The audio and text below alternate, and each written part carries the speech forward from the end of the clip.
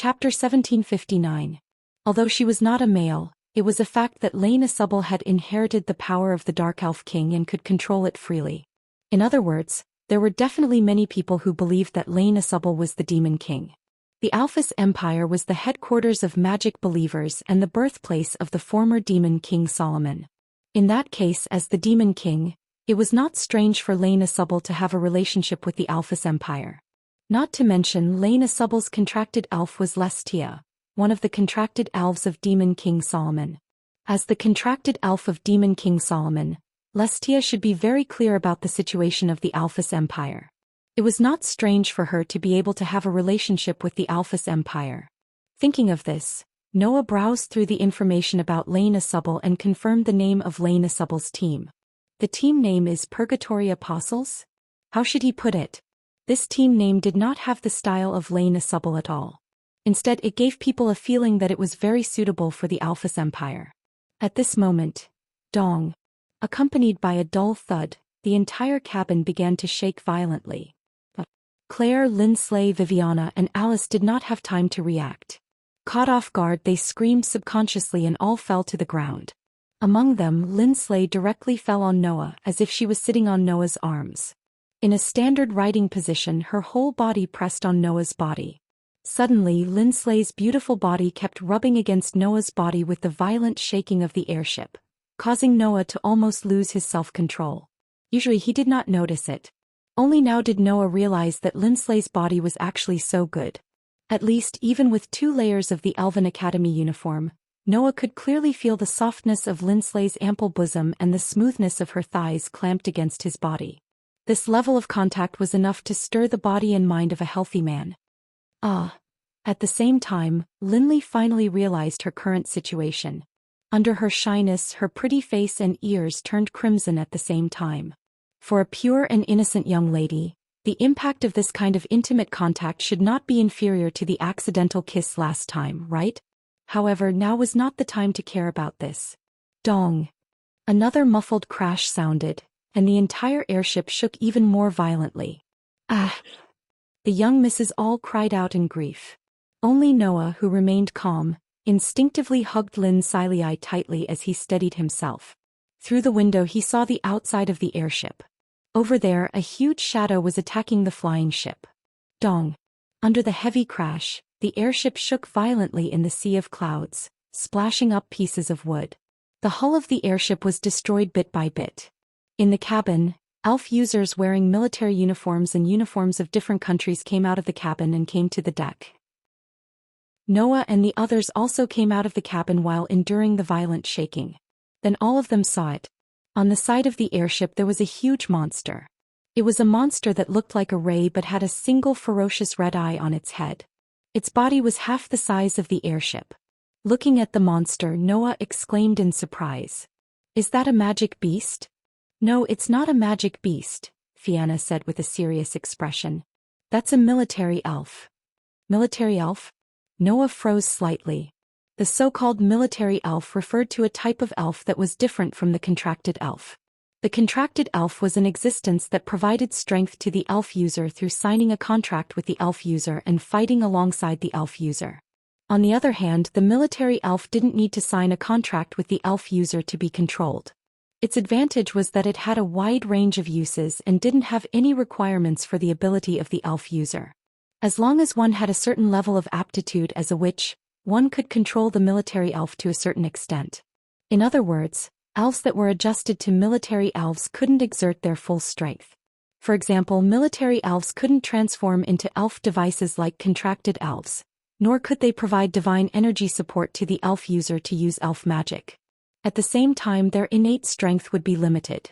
However, even if they were limited, such elves that could be controlled without a contract were very useful in all aspects. For example, right now the elf user who attacked the airship didn't see any trace of him at all, but the military elf attacked the airship under the control of the elf user. Because there was no contract, anyone could control the elves and no one knew who launched the attack. Therefore, military elves were generally used in military applications. They were most often seen in wars. Of course, the more powerful the military elf, the more elven users needed to work together to control it. For example, among the military elves, There were some elves that were very difficult to control that ordinary elven users couldn't use alone. Those elves were classified as tactical military elves. If one wanted to successfully summon tactical-level military elves, they would need to use a group of specially trained elven trainers to operate them. The power of these tactical military elves was even comparable to that of high-level elves. Their destructive power was very strong, and they were often used in wars to wipe out thousands of troops. In addition, Noah also heard that above the tactical military elves, there was a type of strategic military elves. That level of military elves was so powerful that without hundreds of elven users to perform the ritual, they absolutely couldn't be controlled. Their destructive power was peerless, and they were even sealed and not allowed to be used. If a military sprite of that level were to cause trouble, not to mention a city, even several cities could be destroyed. As for the tactical military elves, they also had the power to destroy a small city. The military elf in front of him was so energetic to deal with a mere airship, so it probably hadn't reached the tactical level, let alone the strategic level. However, to ordinary elven users, the threat of a military elf was already big enough. Why would a military elf appear in a place like this? Claire first asked this question, then immediately thought of something, and her expression also became serious. I see. You want to eliminate your opponent? The Elven Sword Dance Festival wasn't just a simple sacrificial ritual. It also symbolized the meaning of war between countries.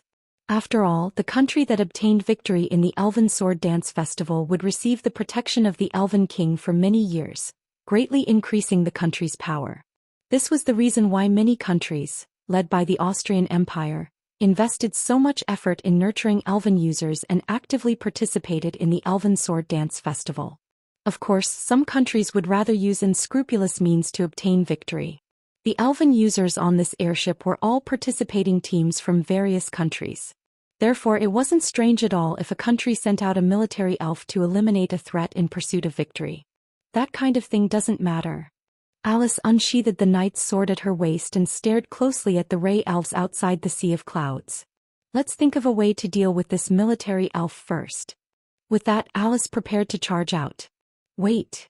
Noah immediately grabbed Alice's hand. Wah!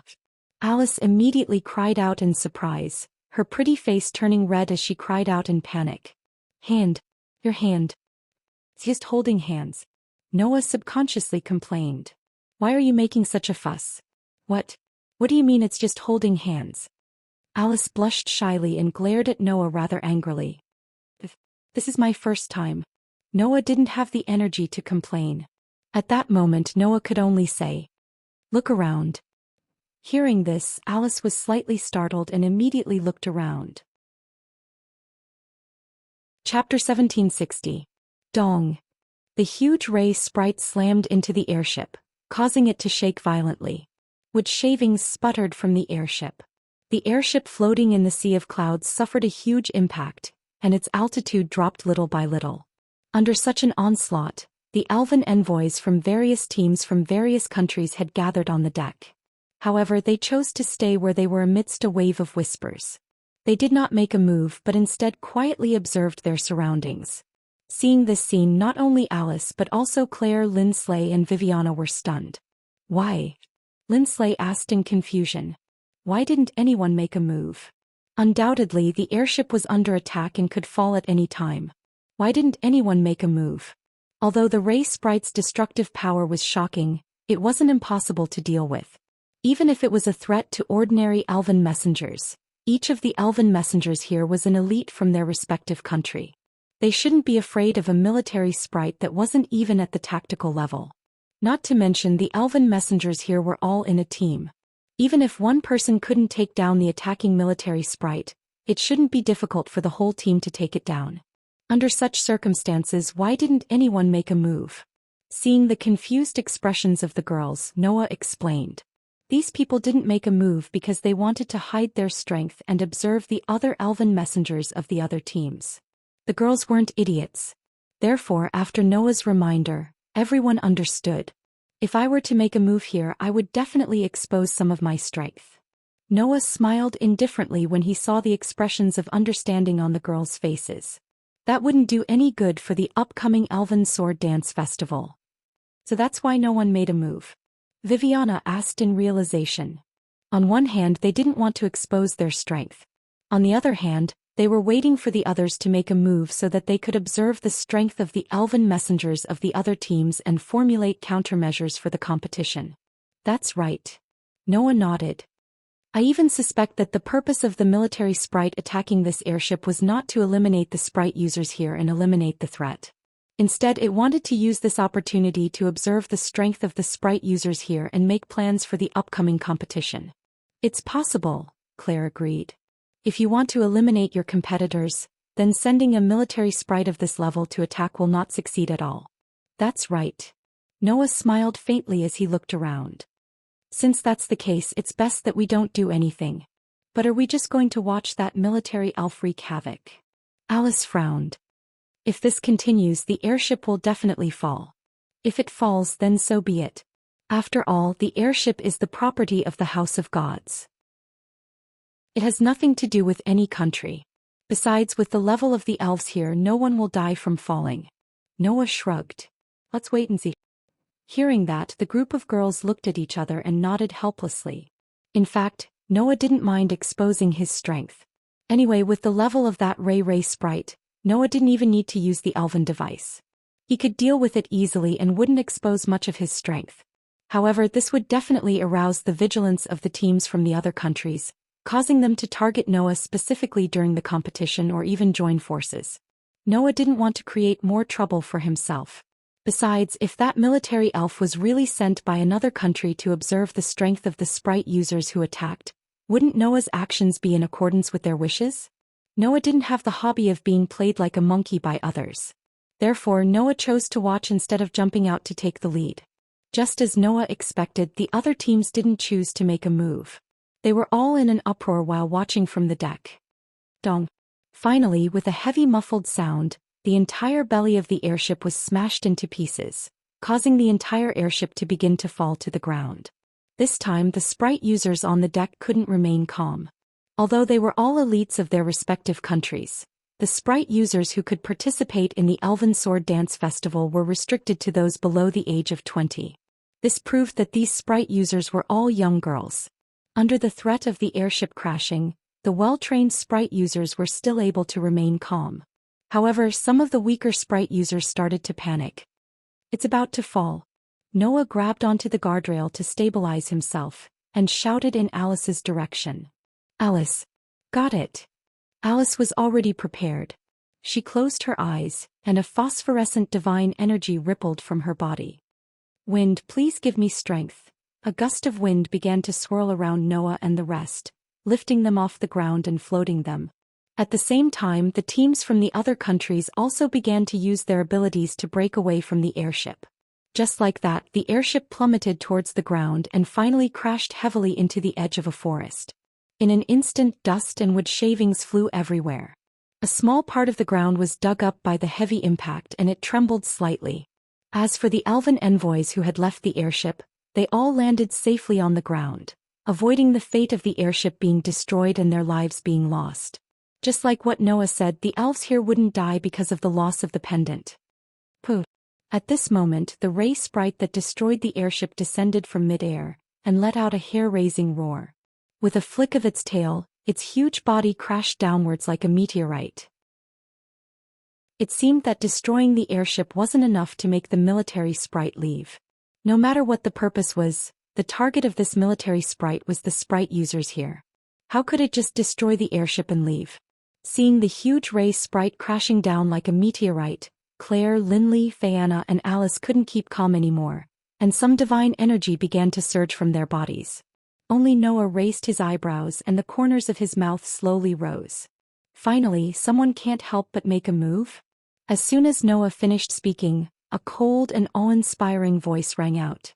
Holy Spirit of the pitch-black evil dragon, I hereby command thee, heed my command and destroy my enemy. The moment the stern voice sounded above the forest, a pitch-black light suddenly flashed and rushed into the air. In the pitch-black light, a huge dragon with a pitch-black luster slowly appeared. The dragon opened its ferocious mouth, and a shocking amount of divine energy gathered inside. In the next moment, the divine power transformed into a violent black flame that shot out and engulfed the entire body of the ray fish spirit that was charging over. The ray sprite didn't even have time to scream before it was incinerated in the pitch-black flames and disappeared without a trace. Seeing this scene, all the sprite users present widened their eyes. Noah looked up and gazed at the back of the pitch-black dragon. A young girl was standing there. She was a young girl with shoulder-length black hair and a rather decent appearance. The young girl wore a beret on her head, and she wore a military uniform that didn't have any wrinkles on it. It was so thin that it outlined her perfect figure. However, rather than calling it a military uniform, it looked more like a uniform from somewhere. Not only did the skirt not reach her knees, but she also wore black stockings on her legs and a pair of boots on her feet. She looked quite charming.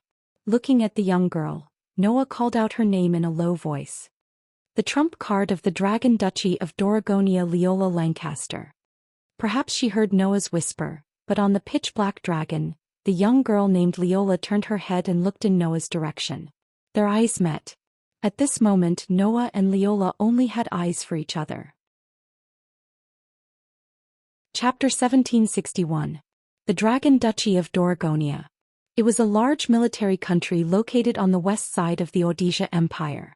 In terms of national power, there was still a gap between them and the Odisha Empire. However, it was still one of the largest countries on the continent and definitely not below any other country. Moreover, the Dragon Duchy of Doragonia worshipped the dragon tribe, which was at the top of all magic beasts. They were inclined to communicate with dragon elves. Every elven envoy that could contract a dragon elf was extremely powerful. Among them, Leola Lancaster was one of the best. Not only was Leola Lancaster the trump card of the Dragon Duchy of Doragonia, she was also the leader of the Dragon Emperor Knights that represented the country at the Elven Sword Dance Festival. In the Dragon Duchy of Doragonia, Leola was revered as the daughter of the Dragon Duchy. In other words, Leola was equivalent to the princess of the Dragon Duchy of Doragonia. In the information released by the Elven Academy, she was evaluated to be at least on the same level as Versilia Eva. And Versilia was publicly recognized as the strongest person in the Elven Academy before Noah entered the academy. Moreover, at that time, Versilia had transplanted her spell inscriptions and was quite powerful. She was enough to be the trump card of the Odisha Empire. Leola was at least on the same level as Versilia. This was enough to show how powerful this elven envoy was. In fact, it was clear from Leola's performance just now. She had the strength to defeat a military elf in one strike. She was probably one of the most powerful contestants in this Elven Sword Dance Festival. Of course, Noah and Liena Subble were exceptional existences. Both of them had the strength of an elven king and couldn't be counted. The other elven envoys who didn't know all this held their breaths as they watched Leola display her invincible might. Their expressions became somewhat fearful. It was clear that the Elven Sword Dance Festival would be facing an opponent of this level. Those elven envoys were starting to feel that it was truly difficult. Not only the elven envoys, but even Claire, Linley, Phaeana and Alice's expressions became grave. In the end, it was Claire who softly muttered, "She's very strong." The group of girls nodded one after another. At this moment, the pitch-black dragon in the sky abruptly turned its head and slowly descended. Seeing this scene, the other elven envoys instinctively dodged and retreated to the side. However, Claire, Linley, Phaeana, Alice and the other girls started to become restless. "If I'm not wrong," Linley said uneasily, "that Duke Long seems to be flying towards us, right?" "I think so." Phaeana didn't know what to do. What should we do?" "Don't panic," Alice's groups. "No matter what, the other party won't attack us in front of so many people. Don't worry." Alice's group was Dragon Emperor. Elven envoys of envoys. Of the Elven of the Dragon Duchy. Dragons of the dragon of the dragon. The moment the dragon landed, a gust of wind blew in all directions with the Dragon Duchy as the center. Clang. Immediately after, a pitch-black light blossomed from the Dragon Duchy. The Dragon Duchy turned into a beam of light and gradually turned into a large sword. Leola also landed on the ground. She stretched out her hand and caught the pitch-black sword. After hanging it on her waist, she looked up and gazed at Noah. "You're Noah Doria, right?" That one sentence stunned the group of girls. Noah didn't react strangely and met Leola's gaze. It seems that the Dragon Duchy of Doragonia has collected a lot of information on the teams of other countries. Of course, Leola said without any pretense. The Dragon Duchy of Doragonia's spying ability is one of the best in the entire continent. We've already obtained information on most of our opponents, let alone a large country like the Osea Empire. You're also the one who defeated Silent Fortress Versilia Eva. How could we not take note of you? In fact, apart from Noah, Versilia was also defeated by Jenna Subble. However, apart from Noah and the others, no one knew that Versilia had gone berserk in the Elven Forest after transplanting a large number of spell inscriptions. Therefore, what Leola said should be the result of Versilia's duel with Noah in the academy before transplanting a large number of spell inscriptions. Noah only shrugged. Thank you for the compliment. I'm flattered. There's no use playing dumb here. Noah Doria, the Dragon Duchy of Doragonia has already gathered a lot of information about you. To us, you're the most important existence besides the strongest sword dancer, Jenna Subble. Leola stared at Noah. After all, you had a sword dance with the strongest sword dancer, but there was no victor. Isn't that right? Jenna Subble had appeared in the Elven Academy and had a sword dance with the only male Elven envoy on the continent. In the end, there was no victor. This matter was no longer a secret to the countries with good intelligence. After all, Jen didn't hide when she first appeared in the Elven Academy. When she fought with Noah, it was also in full view of everyone. There was no way she could hide it. Of course, she couldn't hide it from a large country like the Dragon Duchy of Doragonia. However, Jenna Subble was the idol of all Elven envoys on the continent. He was known as the strongest sword dancer. Presumably, even if they knew about this, there wouldn't be many who would believe it. Leola looked for Noah because Noah had defeated Versilia. On the other hand, she definitely wanted to test the authenticity of this information. Defeated Versilia. Tied with Jenna Subble. If one were to talk about which one would arouse more vigilance, it would definitely be the latter. After clearly understanding this matter, Noah pretended to be surprised under Leola's gaze. Where did you get this information from? Are you still going to play dumb? Leola had been staring at Noah the whole time. When she saw Noah's surprised expression, her beautiful brows slightly furrowed and her gaze sharpened. Forget it. If you really have that kind of ability, then I'll beat you fair and square during the Elven Sword Dance Festival. No matter if you're the strongest sword dancer or male Elven envoys, if you want to defeat me in my Nidhogg, then come and try. After saying this, Leola slightly raised the pitch-black greatsword hanging at her waist. A faintly discernible pressure emanated from the pitch-black greatsword, before disappearing in an instant. However, Noah and the others still felt it. Nidhogg. Alice stared at the pitch-black greatsword at Leola's waist and muttered. That's the strongest dragon elf in the Dragon Emperor Knights? That's right. My Nidhogg is the strongest dragon elf in the Dragon Emperor Knights. Leola glanced at Alice. You're Versilia Eva's foster sister, right? I'll show you who's stronger in the Elven Sword Dance Festival between my Nidhogg and your foster sister's Citadel elf. After saying that, Leola turned around and headed back to her party without any hesitation. Only then did the group of young girls relax. What a terrifying pressure. Fayanna said with a lingering fear. Do we really have to face someone like that at the Elven Sword Dance Festival? Claire, Linley, and Alice also looked uneasy. Seeing the four girls' reactions, Noah didn't say much. It was good to be able to recognize the threat of an opponent.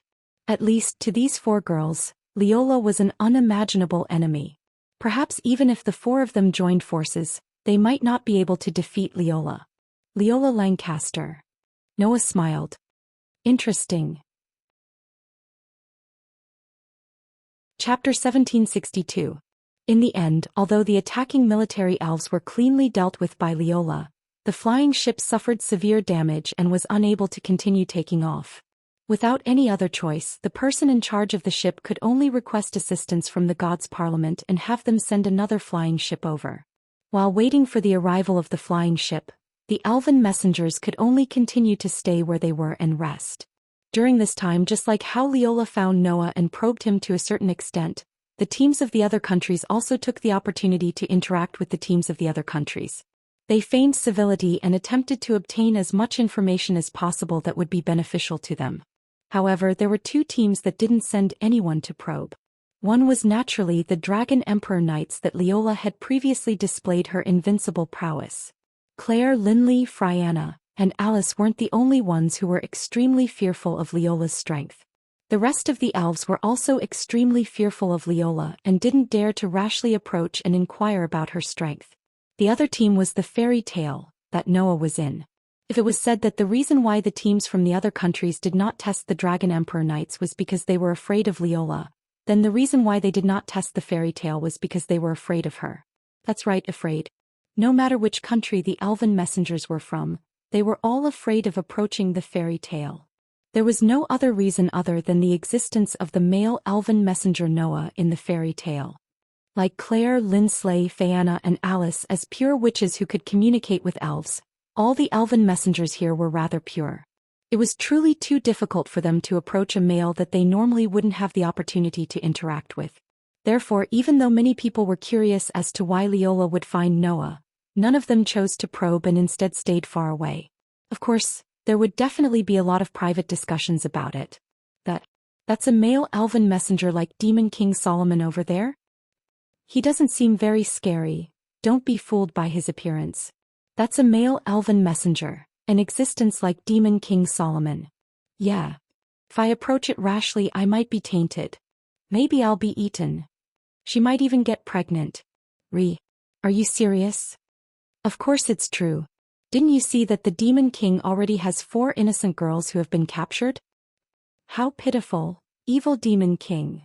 We must defeat him at the Elven Sword Dance Festival. That's right. If I let him win, I don't know if he will make an outrageous wish. For example, for us to hold hands with him or something like that. Wah. That's too much. Similar discussions like this kept coming from all around, and Noah really had the urge to find a hole to hide in. Especially the part about making an outrageous wish, but in the end it was to hold hands. Noah had the urge to complain. These girls were so pure and innocent. Did their families know about it? Noah was starting to worry about how these girls were going to get married after they retired. Could it be that there were still people who thought that they could get pregnant just by kissing? With that thought, Noah began to size up the surrounding elven envoys. That Demon King is looking at us. It's true. Don't look at him. You'll get pregnant if you look at him. Wah. Suddenly there was a commotion around them. Noah finally understood. He really underestimated the purity of these girls by thinking that they could get pregnant just by kissing. Wasn't this? They were starting to think that they could get pregnant just by looking at Noah. What a trap. Just as Noah felt that it was getting more and more difficult to bear, finally, a new flying ship came from the other side of the sky and slowly landed in front of everyone. Only then did everyone enter the new flying ship in an orderly manner. Under the flying ship's transport, they once again flew in the direction of the Holy Realm. Ragnar Isa. That was the Holy Realm that belonged to the Wind Elf King's territory. The main body of the Holy Realm was an island. It was a huge floating island surrounded by steep mountain ranges, suspended between thick clouds. Looking from afar, that huge floating island looked like a fairy island. It was very beautiful. Riding the flying ship, the elven envoys who were participating in the Elven Sword Dance Festival arrived at the floating island and disembarked at the port. After arriving at the port, the elven envoys would change into teams and take the carriages prepared by the deity ceremonial institution to a tower located in the center of the island.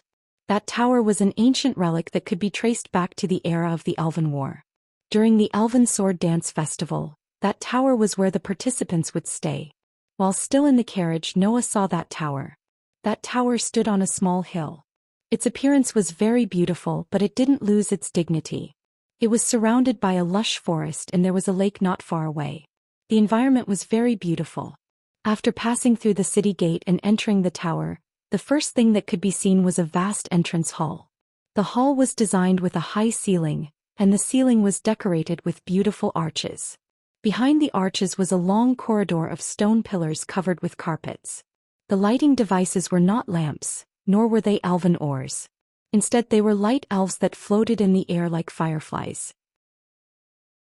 At first, Noah thought that as a relic from thousands of years ago, this place would look very ancient. However, after entering, Noah discovered that although this was a relic, it had been modified many times over the past thousands of years. He could hardly see the original appearance of the relic. However, there were still some ancient carvings on the walls and pillars.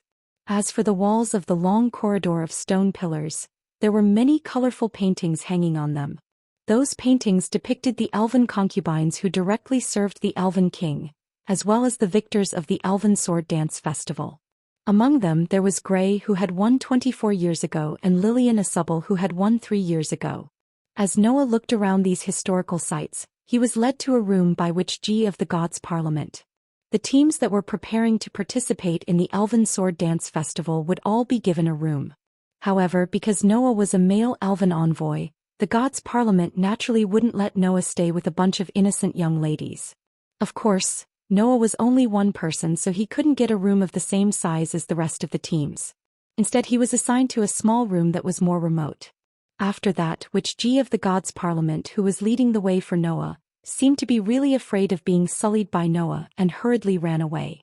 Noah could only watch her leave speechlessly as he sat on the bed. Claire, Linley, Fayana, and Alice should be in the room unpacking their luggage. Because Noah had put all the necessities into the gift card, he didn't bring any extra luggage. Naturally, he didn't need to spend any effort to unpack.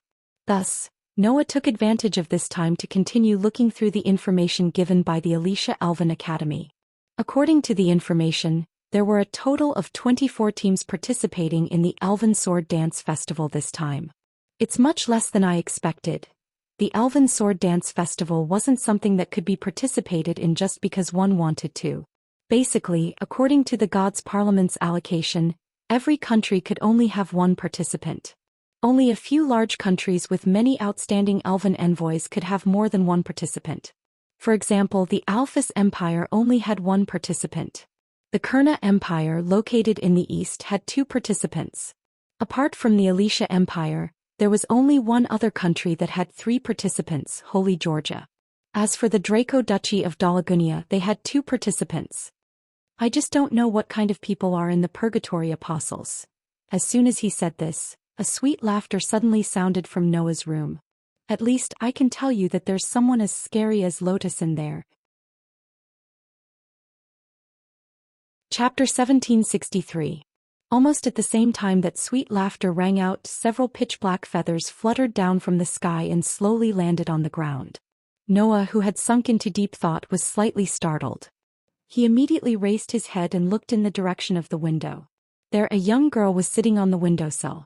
She was wearing a dark robe that seemed to represent inauspiciousness, exuding a profound aura. His long black and straight hair that reached his waist hung down softly, slightly moving up and down as the wind blew.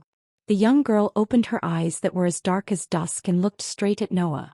Her delicate face was like the most perfect piece of art, and she had an equally perfect smile.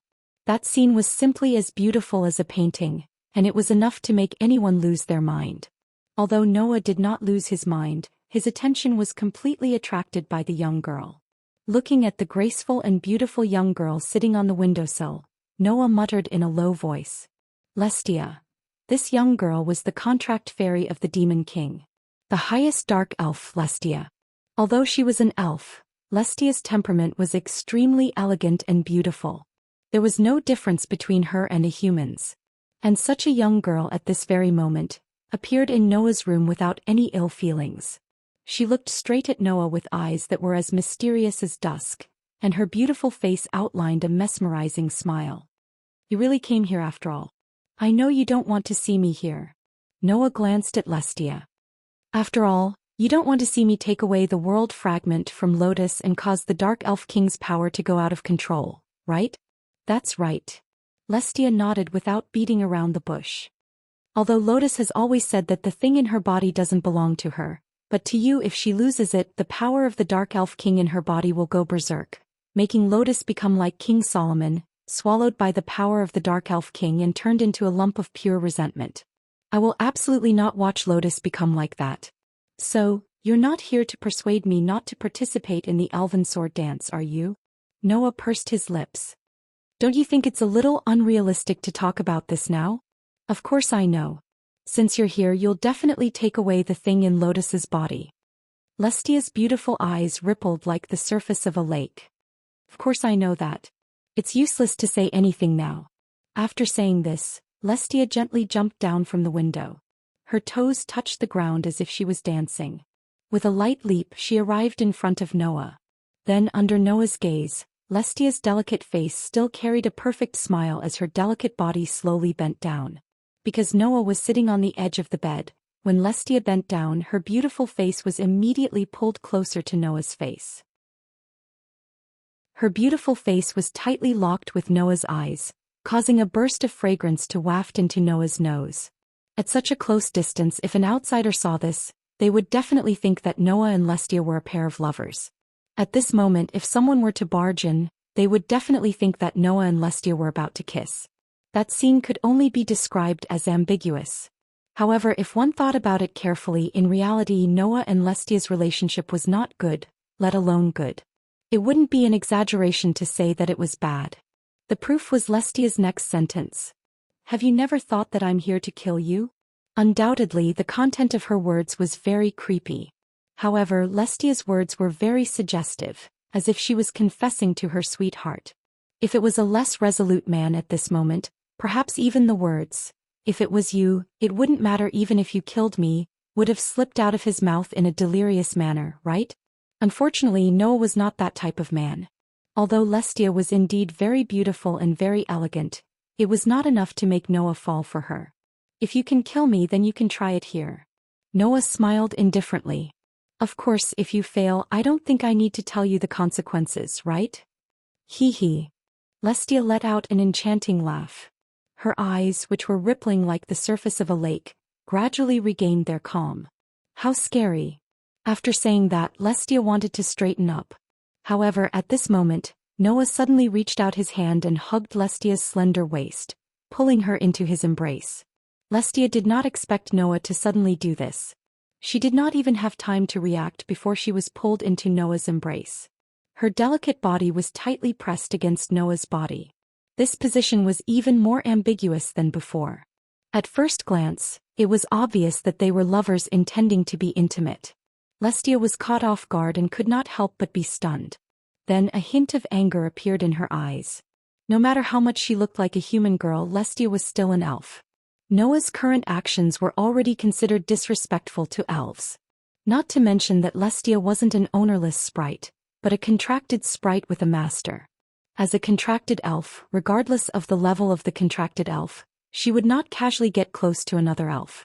For example, apart from Noah, Aster and Athena did not express any intimacy with anyone else. As the highest-ranking dark elf, Lestia could not help but have this tendency. However, before Lestia could make things difficult for him, Noah held Lestia's waist with one hand and pinched her chin with the other. He raised Lestia's face to look at him. Then Noah stared into Lestia's eyes and said, "You're right. You just said that there is a person as terrifying as Lotus in the Purgatory Apostles. What is that about?" This sentence calmed the anger in Lestia's heart. At this moment, Lestia no longer cared about Noah's ambiguous actions. She looked at Noah with a mischievous smile. "Do you care that much?" "I would be lying if I said I don't care." Noah stared intently at Lestia's dusk-colored eyes as if he was trying to see through Lestia's heart. Logically speaking, there should be no one in this world that can reach the level of Lotus and I. Besides the Elf King, there should be no one else. "That's where you're wrong," Losty corrected him, pretending to be kind. "That contracted Miss Holy Sword. In terms of strength, even the Elf King has to be wary of her. Isn't that an example?" Noah immediately fell silent. In the elemental elf world, there might not be any elves as powerful as Miss Holy Sword. However, there are still existences that are second only to the Elf King. Lestia said. "They are existences that are above the demon god elves and are known as mythical elves." Mythical elves. Noah's heart skipped a beat. Mythical elves. Noah had seen this term in the ancient books in the Academy Library. Just as Lestia said, they were existences that were above the demon god elves and second only to the Elf King. According to the records, elves of this level only lived in the elemental elf world and never entered the human world.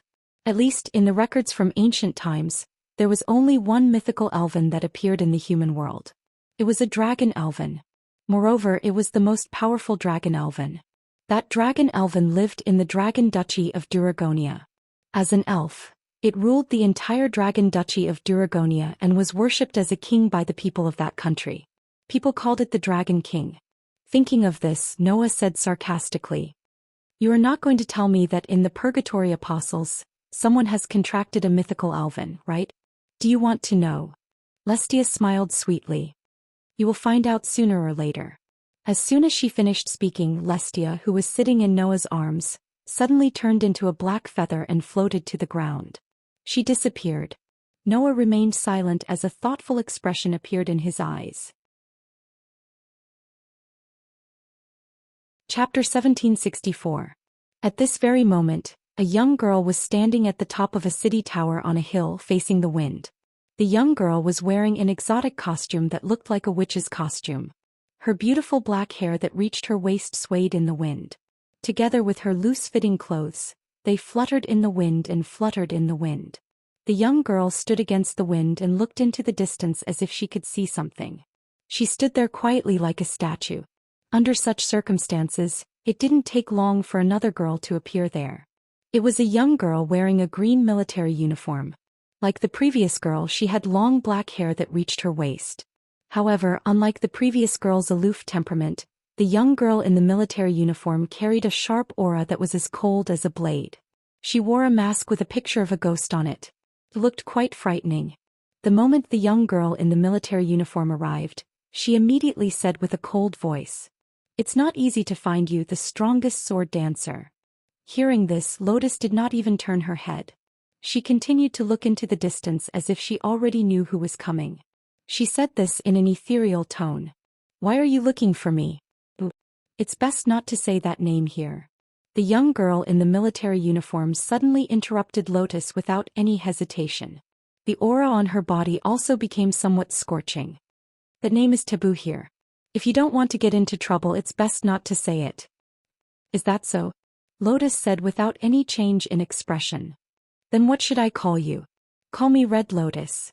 The young girl in the military uniform who called herself Red Lotus said coldly. "At least you can call me that here." "Understood," Lotus said almost without any hesitation.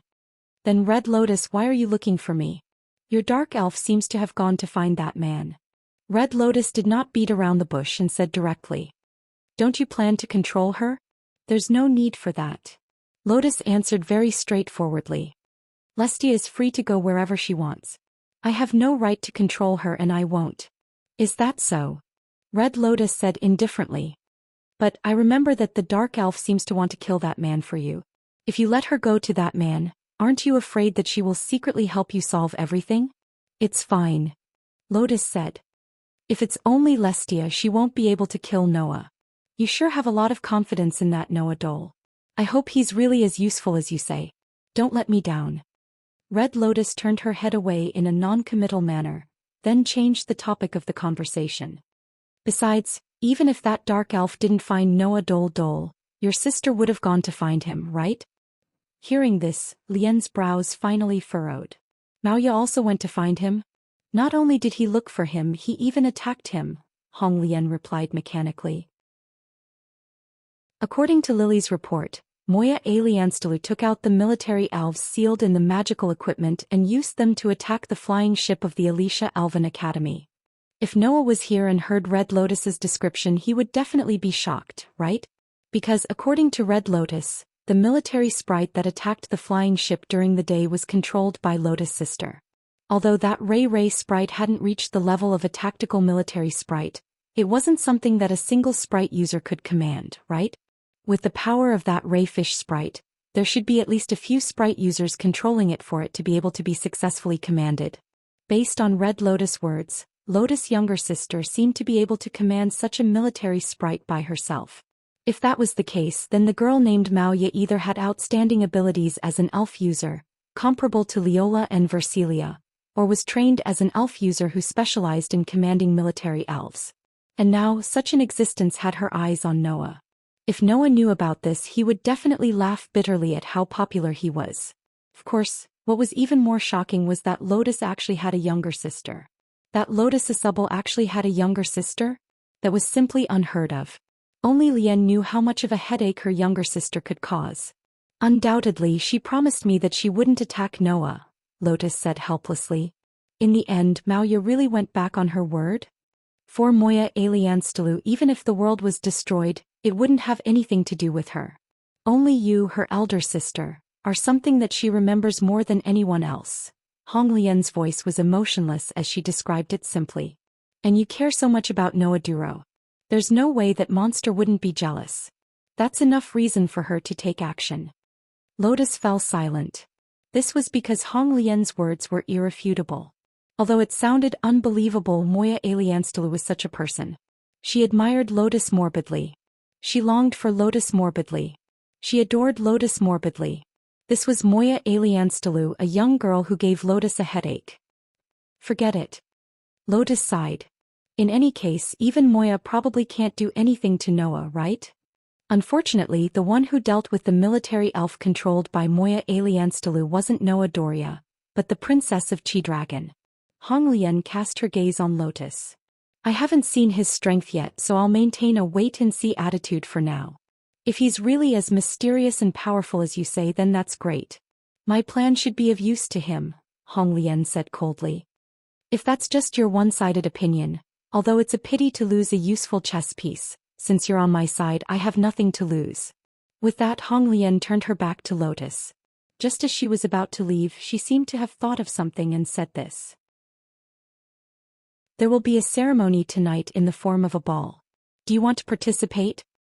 A ball? Lotus pondered for a moment, then shook her head. No need. If you want to participate, you can go with Lily. Oh. Hong Lian was surprised. I thought you would go and meet him. I've already told him everything that I should have told him, Lotus said in a tone that was filled with a strong will. Next, I just need to communicate with my sword. That's enough. Up to you. Hong Lian was silent for a moment, then said. If that's the case, I won't participate. Let me see how valuable Noah Doria is at the Elven Sword Dance Festival. After saying this, Hong Lian didn't stay any longer and left. Only Lotus continued to stand against the wind. She held her heart with one hand as she softly muttered. Has this moment finally arrived? The sky began to darken as Lillian Ashubal muttered. Night fell here. Under the gradually darkening night sky, the city tower located on the hill was still brightly lit. It was quite bright. Of course, it wasn't the light from the lamps, but the light released by the light fairies. Therefore, even in the courtyard there were still light particles floating in the air like fireflies, illuminating the entire space. Under such circumstances, in the darkness, a petite girl in a black robe slowly appeared and stepped into the courtyard. The moment the petite figure appeared, the small light fairies in the surroundings seemed to have seen something terrifying. They all flew away in fright, causing the entire courtyard to become incomparably dark in an instant. In the next second, the girl lifted the hood of her black robe, exposing her face to the air. It was a girl who looked to be about 12 or 13 years old. She had a head of long dark gray hair tied into two ponytails that drooped on both sides of her head. The girl raised her head and looked into the building in front of her. A ferocious light flashed in her eyes. I won't let anyone take my sister away. I won't. A mark flashed on the back of one of the girl's hands. Chapter 1765. At the same time when the sky started to darken, Noah, who estimated that Claire, Linley, Fayana and Alice should have finished packing their luggage, walked out of his room and headed towards the girls' room. The opening ceremony of the Elven Sword Dance Festival would be held tonight. Therefore, not only the elven messengers who came to participate in the Elven Sword Dance Festival, but even the royal family of the various countries would come to the dance venue to observe. However, they didn't have to attend this dance. Apart from the royal family of the various countries, the elven messengers who were preparing to participate in the Elven Sword Dance Festival were free to choose whether to attend or not. There were no restrictions. Noah didn't want to attend. As the only male elven messenger, if Noah appeared at the dance venue, who knew what kind of strange gazes he would attract from the royal family of the nobles? To those pure elven messengers, Noah only needed to have the factor of being a male, to be looked at in a different light. Moreover, which G of the gods' parliament valued purity even more than the elven messengers. Basically, she was in an environment where the opposite sex was completely isolated. Wouldn't she look at Noah in a different light? After so many lessons this time, Noah didn't want to be looked at like a monkey in a public place and be pointed at by others. Therefore, Noah wouldn't attend the dance. As for whether the girls in the team would attend, Noah didn't know. Therefore, Noah felt that he had to ask for the opinions of the team members first. Ugh. Just as Noah passed by the courtyard, a slight strange sound entered Noah's ears. Immediately, Noah stopped in his tracks. Because that sound, no matter how he heard it, sounded like a painful groan that had been deliberately suppressed. At that moment, Noah turned his head and looked in the direction of the voice. He slowly approached the source of the voice. Not long after, Noah saw it. In a dark corner of the courtyard, a girl was supporting herself against the wall with one hand and covering her heart with the other, letting out that suppressed groan. Noah could clearly see that the girl was wearing a beret on her head. The beret was embroidered with the emblem of a flying dragon.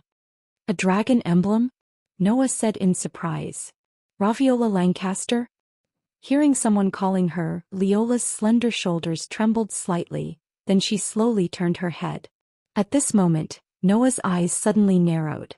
The eyes of Leola, who had turned around, were incomparably scarlet red. It was as if they were filled with blood. Rather than calling those eyes the eyes of a human, it would be better to call them the eyes of a beast. At the very least, Noah did not see the rationality unique to humans. Instead, there was a great deal of arrogance.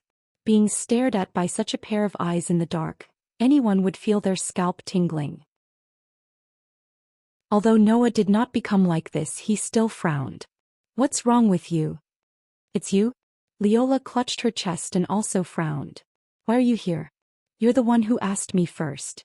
Noah pursed his lips. "I just happened to pass by." "Is that so?" Leola stared at Noah with her scarlet eyes and spoke in a cold voice. "If that's the case, you better stay away from me. Otherwise, I might attack you later." "Looking at you now, you do look like you will attack anyone at any time," Noah shrugged, but he didn't leave as Leola said. Instead, he continued to ask.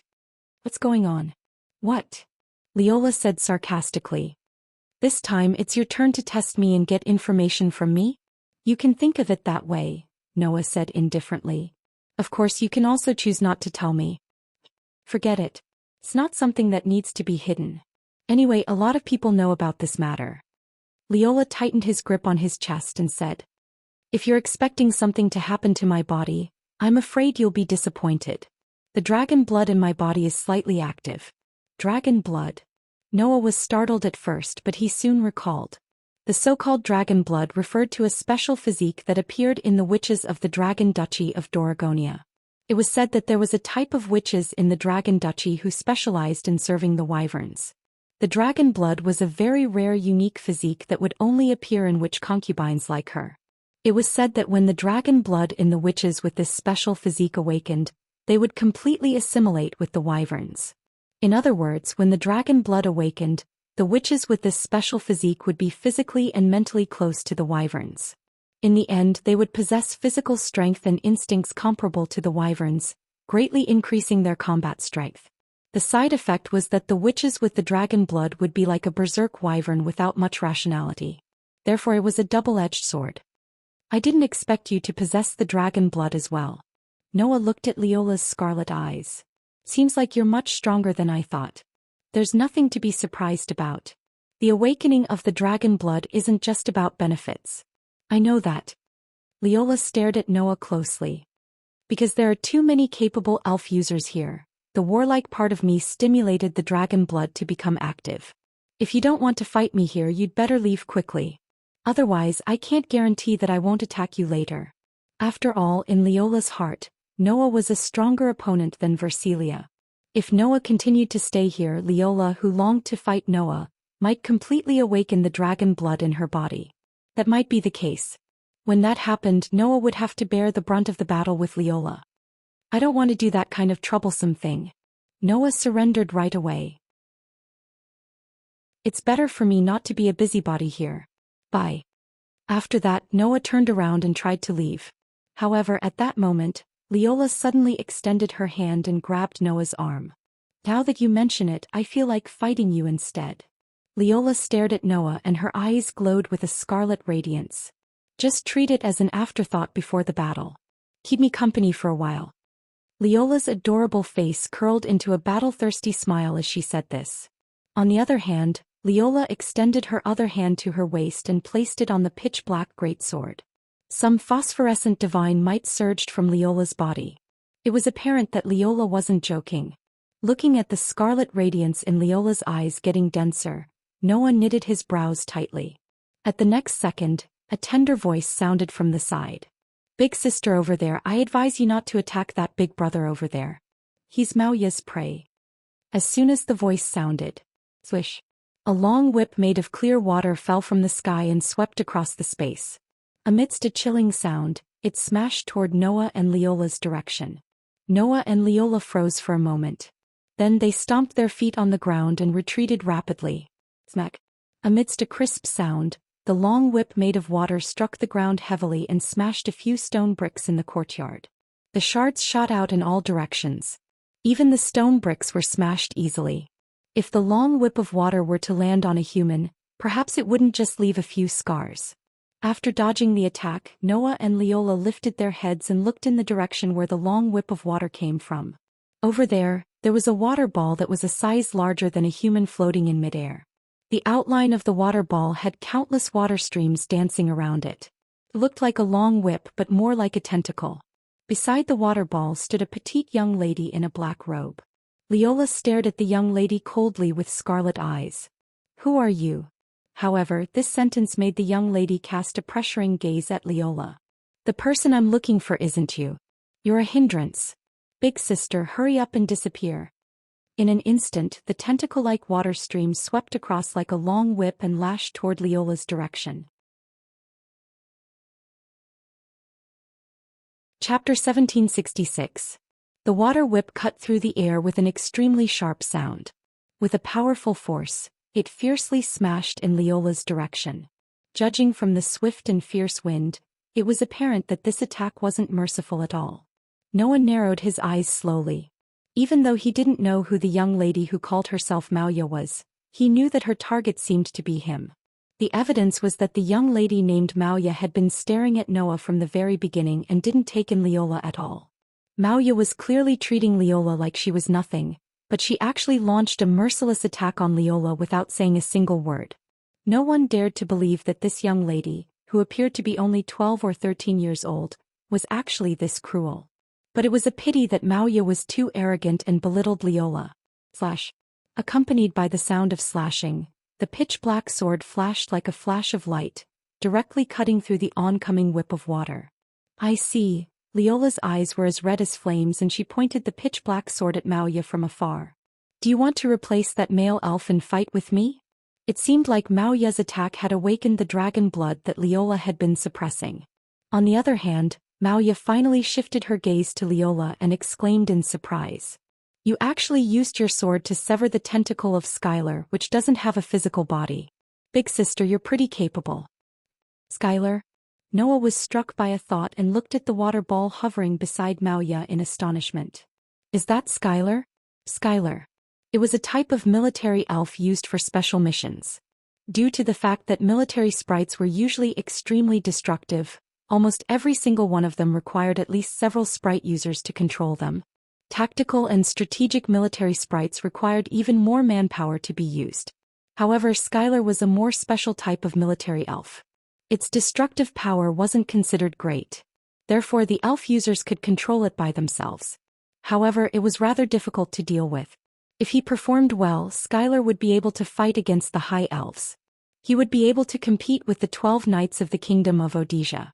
Because its combat power was not bad, and the conditions for summoning it were quite simple, this kind of military sprite was generally easy to abuse.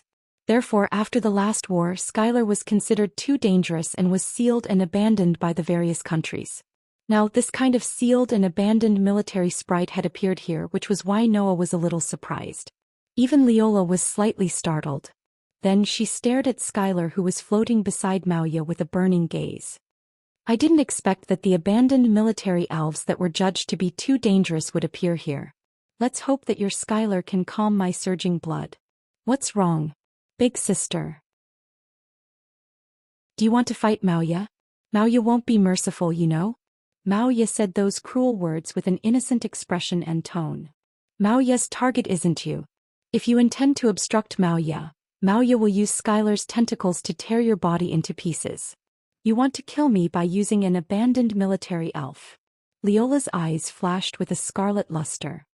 Then let's see who's stronger between my Nidhogg and Skylar. After saying that, Leola threw the pitch-black greatsword in her hand into the air and chanted an incantation in the elven language with a stern voice. Dark evil dragon soul, shatter the endless light. The pitch-black greatsword that was thrown into the air suddenly released a blinding light. In that blinding light, the pitch-black greatsword gradually melted and turned into a pitch-black dragon. It was the most powerful dragon elf in the Dragon Emperor Knight Legion, of the Dragon Dukedom of Dragon Dukedom, Nidhogg. The pitch-black dragon let out a roar that shook the air. It opened its ferocious dragon mouth and gathered pitch-black godly power. At this moment even the surrounding air seemed to have been stirred up, suddenly becoming turbid. Maoya widened her eyes slightly and said in a low voice. Not good. I underestimated that big sister's strength. However, before Maoya had time to react, pitch-black scorching flames poured down from the sky like a flash of light. Boom. The pitch-black flames that descended from the sky landed on Skylar's body and exploded, setting off strong gusts of wind that crushed the stone bricks on the ground into rubble and shot out in all directions like bullets. The explosion peeled off the sand and exposed the surface of the ground. The surrounding flowers, plants, and trees collapsed one after another as if they were hit by a typhoon. That destructive power was simply ridiculously strong. It was enough to compare to a tactical military sprite. Therefore, in the gusts of wind, the girl named Maoya let out a sorrowful cry. She was blown away and rolled on the ground in a sorry state. Noah, on the other hand, had retreated the moment Nidhogg was summoned. He steadily avoided the oncoming storm, appearing to be so calm and collected. On the other hand, Leola looked at Skylar that was turned into ashes by Nidhogg's breath. She frowned deeply and sighed in disappointment. After all, it's only a military elf used for special missions. Even if it's judged to be dangerous, it still can't compare to a tactical military elf. In order to fight with Leola's Nidhogg, it had to be at least a tactical military elf. That was what Leola was implying. Maoya got up from the ground in a sorry state. She looked at Skylar that had disappeared and then at the disappointed Leola. Her eyes lost all luster like that of a doll. I'll kill you. In an instant, a terrifying feeling that made one's heart shrink spread from Maoya's petite body. Clyke. On the back of one of Maoya's hands, an imprint bloomed with radiance. Oh. Leola's interest was reignited. Are you ready to summon a contract elf? Unlike Leola, who was gradually controlled by her battle instincts due to the awakening of her dragon blood, Noah looked at the imprint on the back of Maoya's hand and narrowed his eyes. No. That's not an elf imprint. That's a spell imprint. Spell imprint. It was an elf imprint that could be artificially transplanted into an elf user's body. It could add different attributes and various effects to the elf and even forcefully draw out the elf's power. However, it would reduce the user's life force and cause a mental breakdown. In the past, Versilia had transplanted it. Gray and Vaz had also imprinted a spell imprint on their hearts, but they both lost their elf user abilities due to the backlash. That girl actually had such a dangerous item? Not only that, but Maoya also raised one hand. That hand was wearing a ring. From that ring, Noah felt a rather powerful divine power. Therefore Noah could be sure. That was a magic equipment. Moreover, it was a magic equipment that sealed an elf. Another military elf? After all, it seemed that Maoya wanted to use the elf sealed in the magic equipment to fight. However, an elf without a contract couldn't be used in battle at all. Unless it was a military elf. That little girl, where did she get so many military elves from? Just as Noah's expression became a little serious, Maoya's eyes suddenly trembled, and her expression became uncertain. Then Maoya glared at Leola. I'll let you go today. Next time Maoya will definitely kill you. After saying that, Maoya looked at Noah. Big brother, you're the same. Maoya won't let anyone who pesters my sister go. After leaving this sentence, Maoya moved like a rabbit and suddenly got into the grass at the side. Seeing this, Noah almost subconsciously wanted to chase after her, but then his footsteps slowed down and he suddenly retreated. Almost at the same time, a scorching breath fell from the sky. Boom! Amidst the explosion, the scorching breath hit the ground, setting off a violent storm and flames. In the storm and flames, Leola slowly walked out. Her incomparably red eyes stared straight at Noah. Noah's face sank. Chapter 1767. Roar. In midair, the pitch-black dragon let out a roar that shook the air. Immediately after, its entire body was covered by a burst of light. Its body gradually turned into light particles and converged in Leola's direction below. Leola raised her hand high up and let the light particles that fell from the sky flow into her hand little by little like a stream of water. In the next second, the light particles that converged in Leola's hand condensed into a pitch-black greatsword that Leola held tightly. "This is my elven device, Dragon Slayer." Leola directly cast her gaze on Noah, her scarlet eyes flashing. "Male elven user, take out your elven device. Seems that the dragon blood in your body has awakened." Noah frowned deeply. "If you want to fight, can't you just chase after that elven user just now? I'm not interested in a guy who only knows how to run away. Moreover, that elven user's military elven user was simply too weak. Although I don't know if she's still hiding any trump cards compared to her, I'm more interested in you." Leola's voice faintly revealed a hint of fanaticism. "Didn't they say that you can compete with that strongest sword dancer? Let me see what you're capable of." After saying that, Leola suddenly leaped like an arrow that had been released from a bow. With a faint sound of breaking through the air, she violently rushed in front of Noah. Come and satisfy the dragon in my body." As the scorching words were spoken, Leola raised the pitch-black greatsword in her hand high up.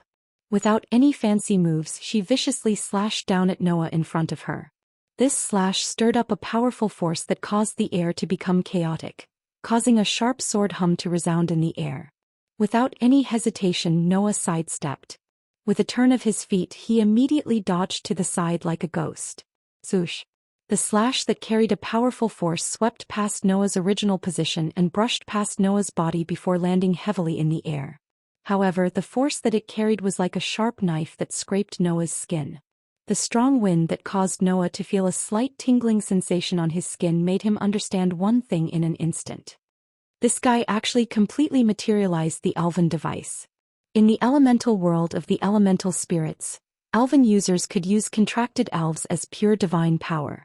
In this way, the body possessed by divine power was almost equivalent to the elves themselves. Even if they were directly hit by the elven device and elven magic, they wouldn't suffer any real damage and would only cause mental damage. Back then, the elven user would choose to enter the elemental world of the elemental world of the world of the elemental world because of this reason. Needless to say, a sacrificial ceremony like the Elven Sword Dance Festival definitely prohibited intentional harm. Therefore, the elemental world of the elemental world of the elemental world of the world of the elemental world of the world of the elemental spirits. In this way, elven users only needed to reduce the degree of materialization of the elven device and they could directly damage the elemental world of the world of the elemental world of the world of the elemental world of the world of the elemental world. However, Leola directly materialized the elven device. If Noah didn't dodge that attack just now, wouldn't he have been split into two? Leola was simply trying to kill Noah. If she did so, no matter how good her reason was, once the Gods' Parliament knew about it, her qualifications to participate in the Elemental Sword Dance Festival would definitely be revoked. Unfortunately, Leola's eyes were already glowing red. It was obvious that this Dragon Duke had completely lost her mind. Under such circumstances, it was useless to say anything to Leola. They say that women are unreasonable. This principle is really vividly demonstrated by you elven users. Because as a male, Noah was viewed differently in this world of elven users where there were only females. Noah could still understand this point. Who asked those elven users to be pure and innocent young girls who had never come into contact with the opposite sex before. However, understanding was one thing, it didn't mean that Noah could be casually picked on. Noah tolerated the elven user who claimed to be Mauya, who came out of nowhere and declared that she wanted to kill him.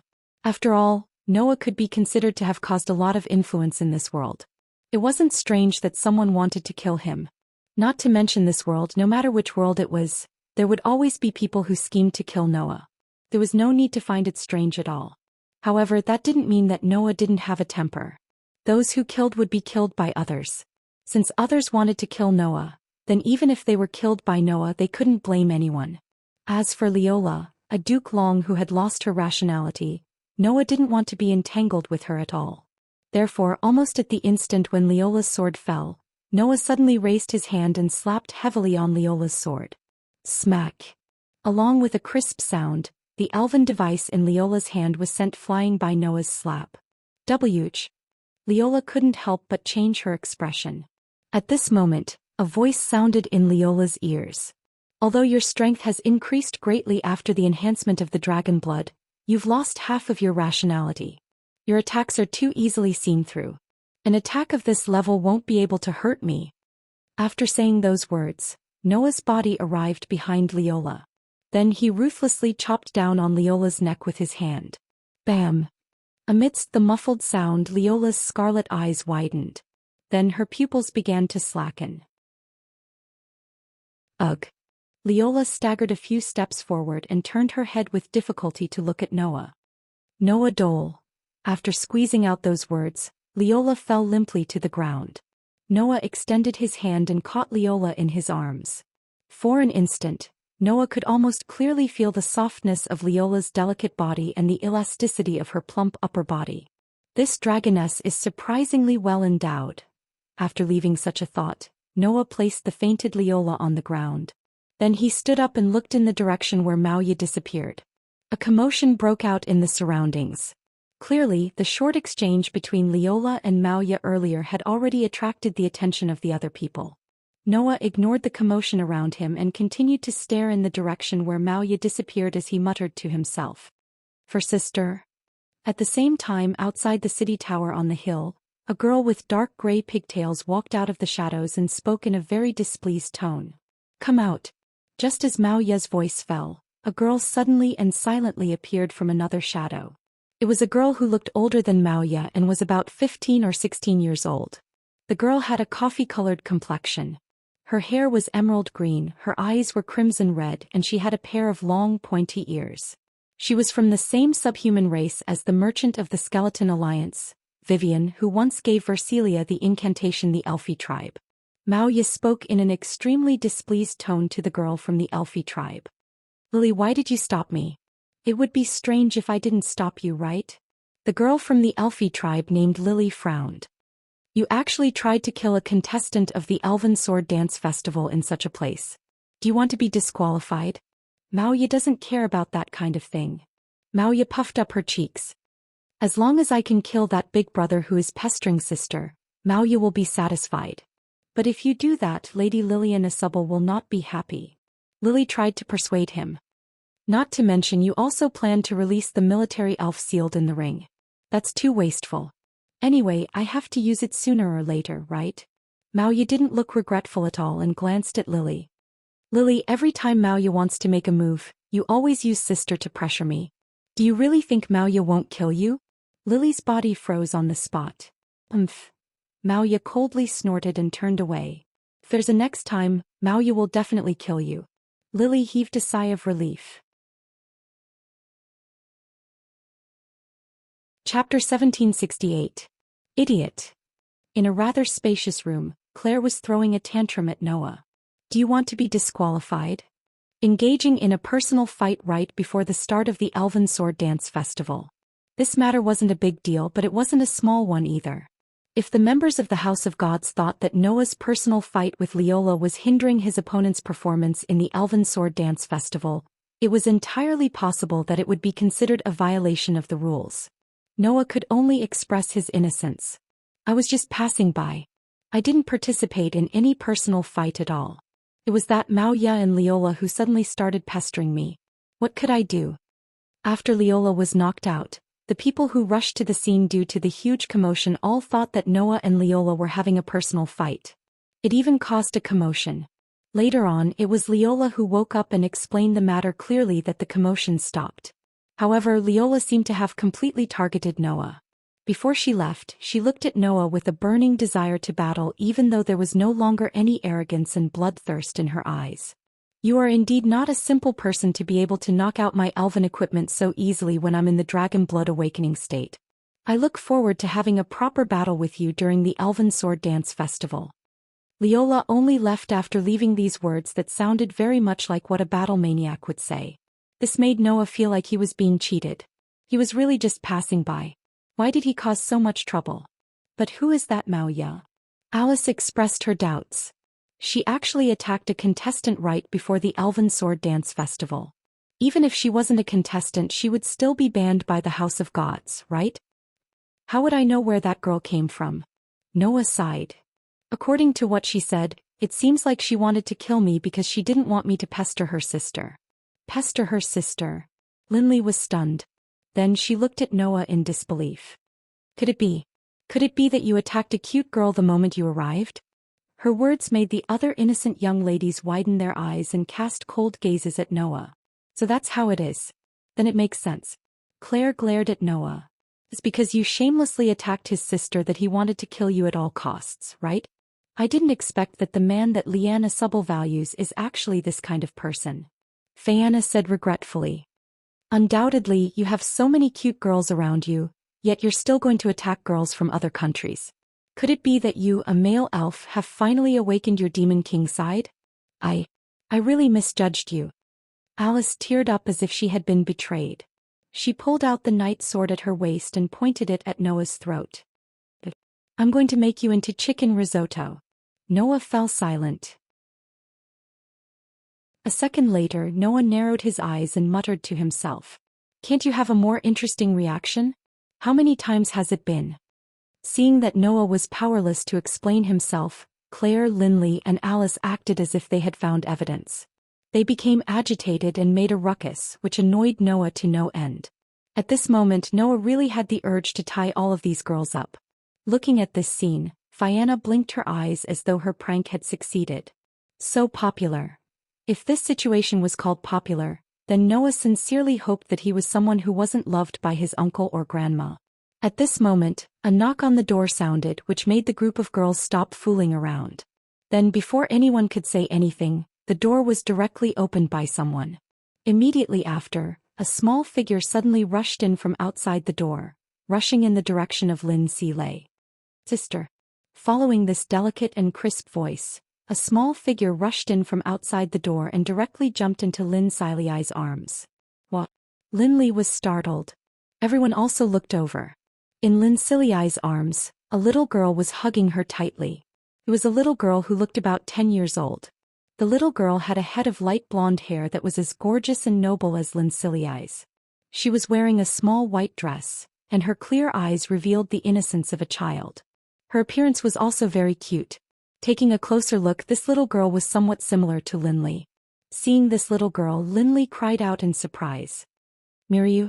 Why are you here? Hearing this, the little girl called Miryu raised her head and said to Linley with a happy face. Carol brought me here. As soon as she said this, Carol, who was wearing a maid uniform, ran in while panting. Miss Miryu. It's very rude to enter someone's room without permission. It's okay. The little girl called Miryu said indifferently. Anyway, this is the room of sister and sister's friends. Only then did the crowd realize what was going on. Hey Linley, Fianna said curiously. Is this your sister? That's right. Linley nodded. This is my family's youngest sister. As soon as Linley's voice fell, Malaya broke free from her sister's embrace, lifted her skirt and courteously performed a standard aristocratic salute to everyone present. I am the third daughter of the Lawrence Frost family. My name is Miryu, please take care of me. Seeing Miryu's courteous appearance, Fianna and Alice had a good impression of her. So polite as expected of the daughter of a famous noble family. Alice, that's right. Compared to this child, Claire is more like a child. Fianna. Lou. So long-winded. Claire seemed to have some self-awareness and couldn't help but say angrily. I can also be very polite. Noah accidentally made an unexpected sound. What is the meaning of this? Claire immediately flew into a rage. However, this only made Claire seem even more childish. Only Lindsay Lay said with a proud look on her face. Although Miryu is only 9 years old, she has already learned all the etiquette lessons. She is different from Claire. What do you mean by different from me? Claire shouted angrily at Linley. I've also finished all my etiquette lessons. As soon as she said this, everyone fell silent and looked at Claire with pity. Under that gaze, Claire's delicate body began to tremble. Then she threw herself towards the bed with tears in her eyes. Anyway, I can only compare to a 9-year-old child. And I can't even compare to a fallen noble. Seeing this, everyone didn't know whether to laugh or cry. At this time Miri looked straight at Noah and suddenly said, "Are you Noah's big brother?" Noah didn't expect Miri to suddenly mention him and said with uncertainty, "You know me? So, you are really brother Noah?" Miri suddenly burst into a smile. "Of course I know you. You are my sister's private gigolo. Carol told me everything." This sentence almost made Noah fall to the ground. Private gigolo? Alice's eyes widened. I didn't expect that there would be such a development. Even Fianna was shocked. So that's your relationship? Even Claire stuck her head out of the blankets and called out. Me lay you. Lindsay Lay cried out in panic. What are you talking about? Did I say something wrong? Miri tilted her head and said innocently. But, Carol undoubtedly told me that brother Noah not only lives in the same room as my sister, but also stole my sister's first kiss? Carol. Linley's face immediately turned red and she began to hit Carol's back, making her laugh. As for the other young ladies, they cast cold gazes at Noah again. Noah looked up at the ceiling, speechless. Who asked him to take advantage of her? Chapter 1769. In the elemental elf world, although the 5 sacred domains belonged to different elf kings, the members of the gods' parliament didn't only serve the sacred domain's lord. Instead, all 5 elf kings served them. In almost every holy region, there was a main sacrificial hall for each of the 5 elven kings, as well as a common grand sacrificial hall. Needless to say, the function of the sacrificial hall was the same as the ancestral hall and the shrine. It was a place for worship. As for the sword dance festival of the elves, although there was another venue, the audience would gather in the great sacrificial hall to watch the entire competition through the live broadcast. Therefore, early in the morning, the hall of the great sacrificial hall was filled with spectators from all over the continent. Of course, those who could come to the elemental spirit realm and directly watch the competition couldn't be ordinary civilians. Instead, they were the nobles who had the ability to come here. Apart from the royal family and the nobles, the witch concubines of the fairy trainer cultivation organizations of the various countries could also come here to watch the competition. At the very least, Noah, who was mixed in the crowd, could occasionally see students wearing Alicia Elven Academy uniforms. Amidst the enthusiastic cheers of the audience, the elves who were about to participate in the Elven Sword Dance Festival entered the venue in an orderly fashion and ascended the altar at the center of the great sacrificial hall.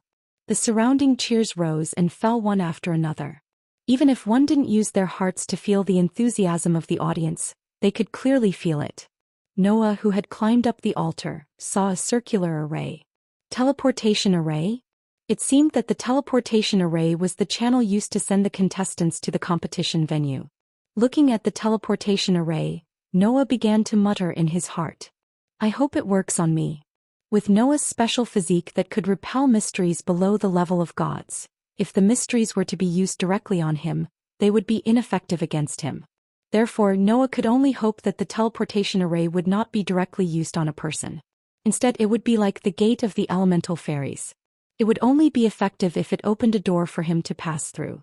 If it's the type that directly affects humans, then I hope that the power used by this teleportation array is the power of the Elf King. After all, in this world, the only mystery that could work on Noah was probably the mystery that originated from the Elven King. After muttering to himself, Noah raised his head and looked around. There were a total of 24 teams participating in this year's Fairy Sword Dance Festival. At this moment, the 24 teams representing the various countries had all gathered on the altar. The elven envoys in each of these 24 teams were the elites of their respective countries. Thus, Claire, Lindsay, Fianna, and Alice were silent, a rare sight. Clearly they were somewhat nervous. The elven envoys of the other teams seemed to be more or less the same. Some of their faces were filled with nervousness and even their bodies were completely stiff. Under such circumstances, the atmosphere of a group of people seemed somewhat out of place with the surroundings. They were the elven envoys of the Dragon Emperor Knights that belonged to the Dragon Duchy of Draco, led by Leola. Unlike the other elven envoys, the elven envoys belonging to the Dragon Emperor Knights were like an army. Everyone stood in a row calmly, giving off a sense of oppression. The leader, Leola, also stood there with a calm expression. However, her eyes met with Noah's eyes, and a burning desire to fight surged in them. This situation made Noah sigh inwardly. So I've been targeted? Come to think of it, he had to be more or less on guard against the Dragon Emperor Knights during the Fairy Sword Dance Festival, in case these people suddenly jumped out to cause trouble. At this moment, Claire nudged Noah with her elbow and said nervously, "Don't worry. Look over there." Hearing this, Noah followed Claire's gaze and looked in one direction. There was a team all dressed in black robes there. Looking at that team, Noah's eyes gradually narrowed. Is that the Purgatory Apostles? Without a doubt, that was the Purgatory Apostles that represented the Alpha's empire. In other words, Renasubble was among those people. However, what made Noah more surprised was that among the Purgatory Apostles, there was a person who was obviously shorter in stature. Although the other party covered herself tightly with a black robe, Noah, with his superb sensing ability, was able to distinguish the other party's aura. It was clearly the aura of the girl who called herself Mauya who attacked Noah and Leola last night. So, she's a member of the Purgatory Apostles? Noah's eyes flashed. So, the sister she mentioned, could it be Renasubble? If that was the case, then everything made sense. In addition, among the group of Purgatory Apostles, Noah also felt a very strange aura from one of them. How should he describe that aura? Hot. That's right, hot. That person's aura was too hot, so hot that it seemed to be able to completely burn the air. That aura was even above Grey and Vaz and even close to Renasubble's. Feeling that aura, Noah slightly frowned. Could it be that she's the person that Lestia mentioned is as scary as Renasubble? If that was the case, then Lestia wasn't lying. Bang! Just as Noah was lost in thought, a bonfire suddenly burned on the altar. Behind the bonfire, 5 princess-like witch maids in luxurious outfits slowly appeared and bowed in unison. Those are the elf concubines who serve the 5 elf kings. Fianna whispered to Noah. There's almost no chance to see them directly like this, you have to cherish it. Fianna's tone was a bit complicated. That was to be expected.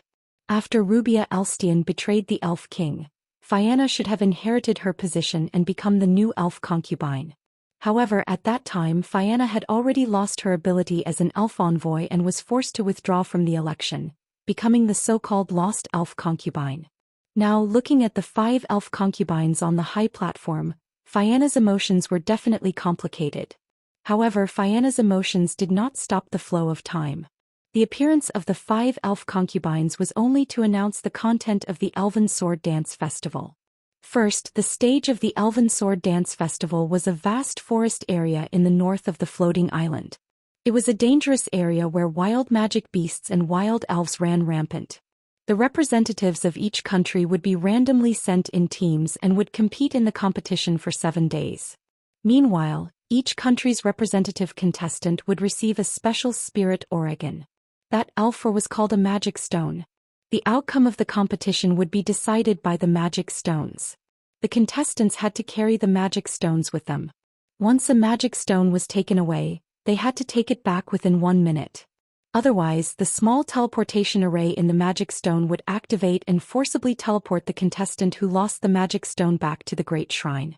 This competition would last for 7 days, and the 4 teams with the most magic stones would be chosen in the end. The 4 teams would then hold the finals to determine the winner. After announcing the content of the competition, the 5 elf concubines formed a hand seal. Clank! On the altar, the teleportation array began to blossom with light, illuminating the entire altar. At this moment, the competition officially began. Okay. Noah looked at his 4 teammates. Let's go in. Claire, Linley, Fianna, and Alice all took a deep breath and heavily nodded at the same time. Under the cheers of the audience, all the contestants began to step into the teleportation array and disappeared in the light. Noah also led the girls and stepped into the teleportation array. Suddenly, Noah raised his head and looked in a direction. There, Lotus Isubel raised her head and revealed her delicate and pretty face, looking at him. While looking at each other, Noah and Lotus slowly disappeared in the light. What could be called a predestined showdown was merely the announcement of the start. Chapter 1770. Whoosh. An extremely cold gale blew through the space, causing the temperature in the air to suddenly drop a lot, reaching a degree comparable to the cold of winter. Although this was a vast forest, it was still somewhat gloomy. A hazy mist filled the air. The cries of birds and beasts could be heard from afar. In the forest, low-ranked fairies floated aimlessly like balls of light, emitting a faint halo. Whoosh. The cold wind blew through the forest, blowing away the hazy mist. However, it quickly brought back the mist from afar, causing the visibility to become even lower. Those light ball-like fairies weren't affected at all. They continued to float back and forth in the space, appearing very unique. In a dazzling light, Noah's group was teleported to the depths of the forest. As soon as he appeared, Claire, Fianna, and Alice's group all shuddered at the same time. Ah! Fianna let out a sorrowful cry and hugged her body tightly. It's so cold, yeah. Even Alice, who had a contract with a wind fairy, couldn't help but shudder. Her lips were pale as she spoke. Why is it so cold here? Lindsay Lay, on the other hand, brushed her long hair back as usual, completely unaffected by it. Is it cold? I don't think so. Don't compare us to you. Claire glanced at Linley. You're not only an ice fairy, but your hometown is also in the snowy mountains at the border. How can you feel cold? It is indeed cold at the border. Noah reached out his hand and brushed the cold wind around them. It should be because this place is at the northern border of the floating island, so it's cold, right? In fact, if it weren't for the fact that Noah's group was wearing the Alicia Elven Academy's student uniform, they would be shivering from the cold. The Alicia Elven Academy's student uniform was protected by elven magic. Not only did it protect them from the cold, but it also provided some protection no matter what kind of environment they were in. And under such circumstances, the group of girls except for Linley still felt cold. One could imagine how cold it would be without the protection of the uniform. However, Lindsay, who was used to the harsh environment of the snowy mountain, was disdainful of this degree of cold. When Noah was young, he had practiced cultivation in the deep mountains and forests for several years. During that time, he had also encountered various harsh environments, so he had developed a certain immunity to the cold. Therefore, other than Noah and Linley, the other girls felt very cold. Finally, Claire couldn't take it anymore and reached out a hand. Flames burn. A flame suddenly ignited in Claire's hand and turned into a fireball, illuminating the surroundings and releasing a warm heat. Fianna and Alice immediately approached and put their hands on it. Fianna heaved a sigh of relief. We're saved. This is ridiculous, Linley said as if she couldn't take it anymore. If I can't even withstand this level of cold, what should I do next? Claire and Alice suddenly remembered after hearing Linley's words. The competition would last for a whole 7 days. If they couldn't stand this environment now, then what would they do at night? Only Fianna was smiling calmly. Don't worry, as long as we find a place to settle down, I will set up multiple barriers there and turn it into our stronghold. When the time comes, we will add a cold barrier and be able to sleep comfortably at night. Hearing this, the group of girls felt relieved. Noah also nodded in agreement. A stronghold was very important. At least, with a stronghold protected by layers of barriers, Noah's group didn't have to worry about being attacked and could sleep comfortably at night. Moreover, as a former elven maiden candidate, the barriers set up by Fianna were definitely not as simple as protection. Fianna could rely on her superb ritual music to set up all kinds of barriers to protect the elven users, greatly increasing the strength of the elven users, and displaying all kinds of blessings such as eliminating fatigue, which would be of great help in battle. It's not just a battle. I can also set up a trap enchantment to make our enemies unable to return. I can also tame the wild spirits within the enchantment and make them help us fight, Fianna said with great confidence. The other teams will definitely build a stronghold as soon as possible, but in terms of the level of the stronghold, I'm confident that it won't lose to any team. This way, with this stronghold, the safety of the team could be guaranteed. Whoa, whoa, whoa. Claire, Linley, and Alice immediately clapped. As expected of your highness, the former elven maiden candidate, so reliable. Hearing this, Yana smiled bitterly. But that's all I can do. In terms of fighting, I can only rely on you guys. My fighting ability isn't very strong. In any case, Yana had never been trained by an orthodox elven user. Instead, she had been studying in the Gods' Parliament and had a deep understanding of ritualistic music. However, in terms of sword dance, she was weaker than all the elven users in this year's Elven Sword Dance Festival. Not to mention other things, Yana hadn't even learned how to use the elven device, so she wouldn't be of much use in battle. Of course, in terms of defense, I can still be of some use. Yana sighed. At least there shouldn't be many elven users who can break Geokias's shield. Then I can provide you with ritualistic music in battle. That's enough. Noah smiled slightly. You just need to let the contracted elves protect you. The rest is to concentrate on the ritualistic music. Leave the rest to us. Claire, Linley, and Alice all nodded, which made Yana's expression look much better. So, what kind of place should we look for as our base? Alice looked around at her surroundings. This doesn't seem very suitable. That's true, Noah said after pondering for a while. If possible, it's ideal to find a small hill that's easy to defend and hard to attack. However, we still have to consider the problem of food and water, so it's better to set up a base not far from a river or lake. Everyone nodded.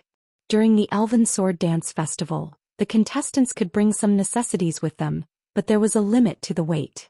In other words, they could only bring items up to a certain weight. Anything more than that would be considered a violation of the rules. Because of this, everyone put their necessities in Noah's gift card, but the things they could take out were limited. Otherwise, with Mila and Lisanna preparing large amounts of food and water for Noah, they wouldn't have to worry about this problem at all. Moreover, food was one thing, but the water source was very important. As an elven envoy, Magus G had to maintain the purity of her body at all times. Otherwise, the holiness of her body would decrease, and her ability to communicate with the elves would be reduced. If her body was too dirty, she might not even be able to summon the elves, let alone command them or even fight. Therefore, it was very important to be able to bathe in water and wash away the filth on her body. The elven envoys of the other teams should be showing off their skills and looking for a base and opponent, right? Noah looked at Alice. Alice, can I trouble you to summon a few wind elves to scout the surroundings? Can I? It wasn't Alice who said this. It was Claire who said this. The competition has already begun. Wouldn't it be too conspicuous to use elven magic at this time? Conspicuous. Noah laughed. If we can attract one or two teams like this, that would be ideal. As long as it wasn't the Purgatory Apostles, no matter what kind of team they were, they would just be sending themselves to their deaths. With me holding the fort and Fionna's protection, we can fight without worry. I believe that we won't lose. The hearts of the group of young girls suddenly felt their blood boiling. Chapter 1771. In the depths of the misty forest, Fianna held a round fan used for ritual and danced gracefully like a cool breeze caressing her face. Ding ding ding. Every time Fianna danced, the bell at the end of the round fan in her hand would make a pleasant sound, like a beautiful melody rhythmically reverberating in the air. Clang. Following Fianna's dance, the ground began to blossom with splendor. Bathed in the splendor, Claire, Linley, and Alice all felt it. Their state was growing at a very frightening rate. The godly power flowing in their bodies gradually changed from a slow-moving stream to a roaring torrent. Their bodies seemed to have inexhaustible strength, and hot streams burst forth from every corner. That kind of feeling made the group of young girls let out satisfied sounds, and their expressions became somewhat excited. At this moment, the group of girls all received the blessing of Fianna's ritual music, and their strength showed a qualitative leap. In this state, if their original fighting strength was about 2 or 3, then after the blessing of the ritual music, it became 4 or 5.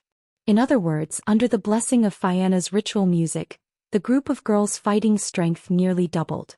As if to strike while the iron was hot, Alice chanted an incantation composed of Elvish. Wind, please bring me a gift from afar, grant me a peeping eye. Suddenly, bird-like elves slowly appeared around Alice like flickering light spots. After hovering around Alice for a while, they immediately spread their wings and flew in all directions. Almost at the same time, Claire and Linley also chanted the contract used to summon elves. Guardian of the red flames, keeper of the sleepless furnace, here to fulfill the blood contract. Listen to my command, cold beasts with ice fangs, heartless hunters of the forest, here to fulfill the blood contract. Listen to my command. The elven mark on the back of the two girls' hands flashed at the same time. In the next second, a flaming whip and a crystal-like bow appeared in Claire's and Linley's hands, tightly gripping them in their hands. Immediately after, Claire and Linley stood on either side of Fianna, who was performing the ritual, and Alice, who was concentrating on commanding the wind elves used for investigation, protecting the two. Looking at this scene, Noah nodded secretly. Although they had been separated for an entire month, the tacit understanding that they had developed during their training as a team had not disappeared. Thus, Noah also moved lightly and arrived behind the group of girls to provide support for them. Around them, fairies that looked like balls of light danced around them. It was a servant spirit trained by Witch G of the Gods' Parliament. It was in charge of transmitting the images of the competition back to the Great Sacrificial Hall so that everyone could see the entire process clearly. Due to their training, these servant spirits would not intrude into places that would invade one's privacy, nor would they transmit the images back. Therefore, the elven envoys could still carry on with the competition at ease. However, the work that Noah and the rest were doing at this moment was not considered private. Therefore, this image should be transmitted back to the Great Sacrificial Hall very clearly for everyone to see, right? Under such circumstances, everyone worked wholeheartedly on their own work. At a certain moment, Alice opened her eyes and exclaimed in delight. Found it. There's a place that's relatively close to here, and it's also near a water source. Alice's words made everyone's eyes light up. However, in the next moment, Alice's expression froze, revealing a startled expression. How could it be? Seeing this, everyone's hearts tightened. What's wrong? Noah asked directly. Did you see something? No. Alice hesitated for a moment, then said with some vexation. It's just that the wind spirit that I used seemed to have been discovered by some team and it was shot down. Alice's words made Claire, Linley, and Fianna somewhat surprised. It was discovered so quickly? Claire said with extreme surprise. How could it be? Although she was not at the level of Leola and Versilia, Alice's ability as an elven envoy was also quite outstanding. She was second to none in the Elven Academy of Alicia, and without a doubt she would not lose to the elites of the elven envoys from other countries. Now, after the blessing of Fianna, who was once an elven maiden candidate, the wind spirit that Alice used was discovered so quickly. This was really out of everyone's expectations. Only Noah's eyes flashed and the corners of his mouth slowly lifted. After the blessing of Fianna, there were definitely no more than 3 teams in the entire Elven Sword Dance Festival that had the ability to discover Alice's wind spirit and shoot it down so quickly. And among them, there was only one team that had the highest possibility. Hey Alice, Noah suddenly asked. Where was the location where your wind spirit was shot down? About a few hundred meters to the east from here, Alice answered without any hesitation. My wind spirit was immediately shot down as soon as it flew into that area. Is that so? Noah nodded and asked again. Then where is the stronghold that you found? It's in the opposite direction to the west from where the wind spirit was shot down. It's about a few hundred meters from here, Alice answered obediently. There's a small lake there and the location is more remote. There are also no signs of other teams nearby, so it's the most suitable place for us that I found. There are no signs of other teams nearby. Noah suddenly smiled. Very good, then you guys go there immediately and set up the stronghold. Us. The group of girls were all stunned. What about you? Lindsay Lay asked with some uncertainty. Aren't you coming with us? Give me some time. Noah turned around, his back facing the group of girls, his voice softly drifting into everyone's ears. I want to go and greet some acquaintances first. At the same time, in a forest clearing a few hundred meters away from where Noah and the others were, the bird-like wind spirit fell down as if its wings were broken, gradually turning into light particles and disappearing. The black-robed Lily looked at the gradually disappearing wind spirit on the ground, slightly twirling the dagger in her hand as if deep in thought. Beside her, Mauya seemed bored as she lifted her hood and said, There's already a team that has set their sights on us so quickly? It shouldn't be that we're being targeted, it's just some random scouting by another team. Lily shook her head. I shot it down immediately just now, so the opponent doesn't even know which team it was that shot down her wind spirit, right? They didn't even have time to send back the information. Maoya smiled innocently. As expected of Lily, she's the best at such little tricks. In the Purgatory Apostles team, the elfie girl named Lily wasn't the best at direct combat, but excellent scouting. In this year's Elven Sword Dance Festival, there was probably no one better at scouting than Lily. Therefore, Lily's anti-scouting ability was also excellent, and she instantly discovered the wind spirit that came to scout. Compared to Lily, Maoya didn't have so many little tricks, and she didn't even know how to cook. However, Maoya was a super expert who was trained as an elven master who specialized in using military elves, and her body was even implanted with spell engravings that could maximize the power of military elves to the greatest extent. In terms of combat ability, as long as Maoya had enough military elves to command, even 10 lilies wouldn't be a match for her. It was also because of this that in Maoya's eyes, Lily's actions were just little tricks. And Lily naturally understood this point, so she ignored Maoya, turned around, and looked at Red Lotus, who was standing silently by the side. Lady Red Lotus, do you need me to see who sent that wind spirit? This sentence attracted a somewhat pretentious voice. Why don't you let me have some fun?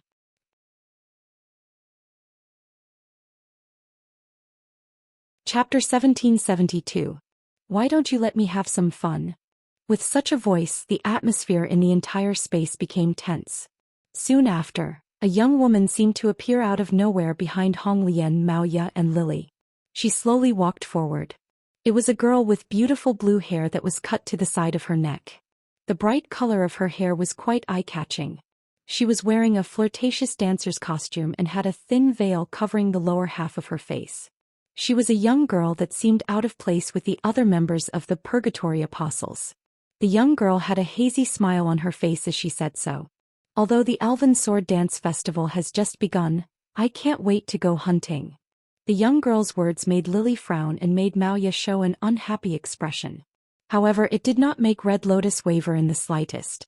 Even if she was wearing a mask that could cover all her face, Red Lotus' calmness could be clearly seen by everyone. Therefore, Red Lotus did not even turn her head and said so with an almost emotionless voice. Which, it's fine if you want to act on your own, but if you hinder me because of this, you should know the consequences. Hearing this, the young girl slightly raised her eyebrows and said with a faint smile.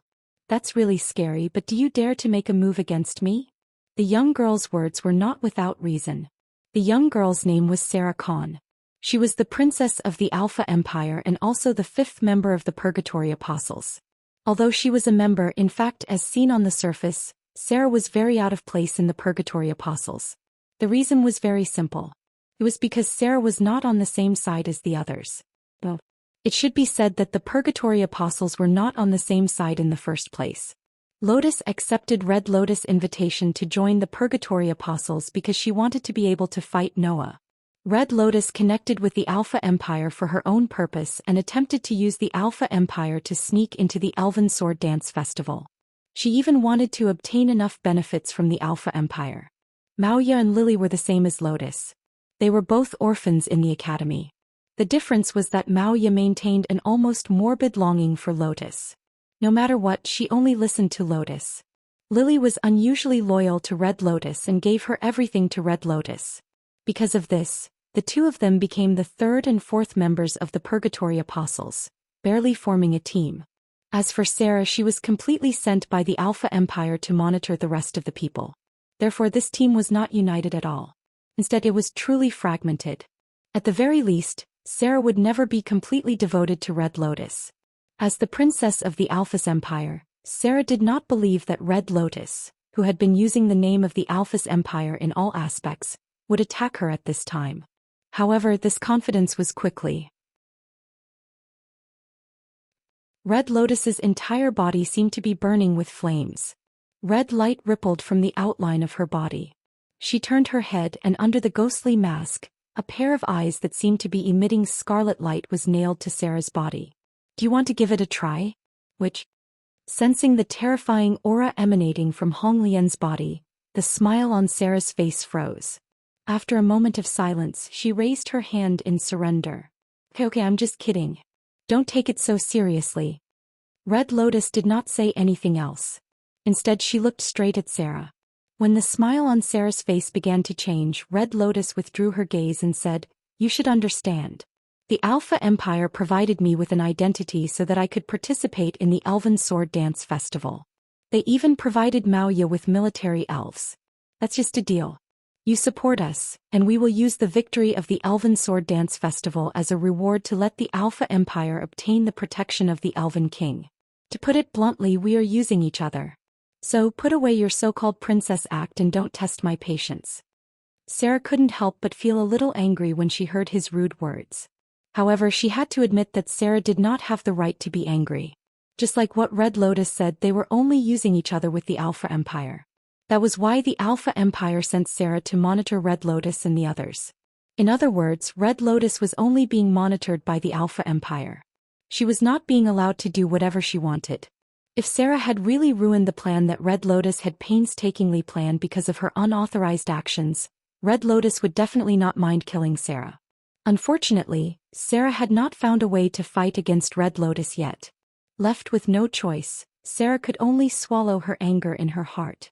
However, since Sarah was called the witch, she was not someone to be trifled with. "I'll remember what happened today. Don't give me a chance."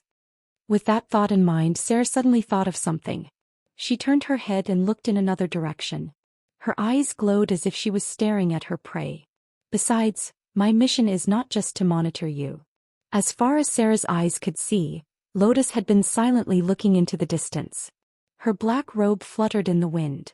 Even her long black hair that reached her waist swayed. There was no expression on her delicate face. She looked very illusory. That scene caused Sarah's entire body to tremble when she saw it. "She's so beautiful. She's so beautiful that I can't help but want to destroy her." The Alpha Empire was the base of the Demon King's faith. It was the birthplace of the former Demon King Solomon. Of course, there were as many people in the Alpha Empire who had their eyes on the Demon King. Sarah was one of them. "The Demon King belongs to me. No one can take him away," Sarah thought silently in her heart. At this moment, Lily's eyes suddenly widened as she yelled out, "Hey, hey! Watch out!" As soon as her voice fell, buzz, accompanied by the sound of the air trembling, a huge beam of light suddenly fell from the sky. It streaked across the space and shot directly in the direction of the Purgatory Apostles. Everyone's expression changed one after another. In the next moment, the beam of light fell from the sky heavily on the open space where the Purgatory Apostles were. Boom! A deafening roar resounded. The huge beam of light directly blasted the ground, setting off a shocking blast and terrifying flames. Like a big explosion, it shook and suddenly swept across the surroundings. In an instant, the ground was blown up inch by inch. Pieces of gravel and debris splashed in all directions. The trees closest to the open space were also as if they were hit by a hurricane. Under the shocking blast, they were crushed and fell together. They were covered by the flames that swept across and burned. In just a moment, the entire open space was as if it was attacked by artillery. It turned into a tragic sea of fire. As a result, the Purgatory Apostles were blown away by the blast. Maoya, Lily, and Sarah directly rolled on the ground, looking extremely miserable. At the moment when Lotus and Red Lotus were blown away, their bodies suddenly spun and landed very steadily on the ground. Their soles rubbed against the ground and they flew all the way, leaving 2 faint traces on the ground. "Who?" Red Lotus raised her head and her voice was unprecedentedly cold. "Come out." Lotus, on the other hand, suddenly clutched her heart and her eyes began to shake. Because at this moment Lotus could feel that her heart was throbbing violently. In Lotus' memory, there was only one person who could make her heart react like this. "Is he here?" Lotus looked at the sea of fire in front of her with a dignified expression. "He actually came so quickly?" Hearing Lotus' words, Red Lotus seemed to understand something. Her eyes began to flicker as she looked straight ahead. There, the sea of fire was slowly burning, and the originally cold space began to glow and heat up. Then Lotus and Red Lotus both saw it. In the sea of fire, a figure slowly walked out. Not only was there not a trace of dust on his pure white uniform, but even the flames attached to it did not burn. Then the newcomer met Lotus and Red Lotus' gaze, and a smile gradually appeared on his face. It really is you.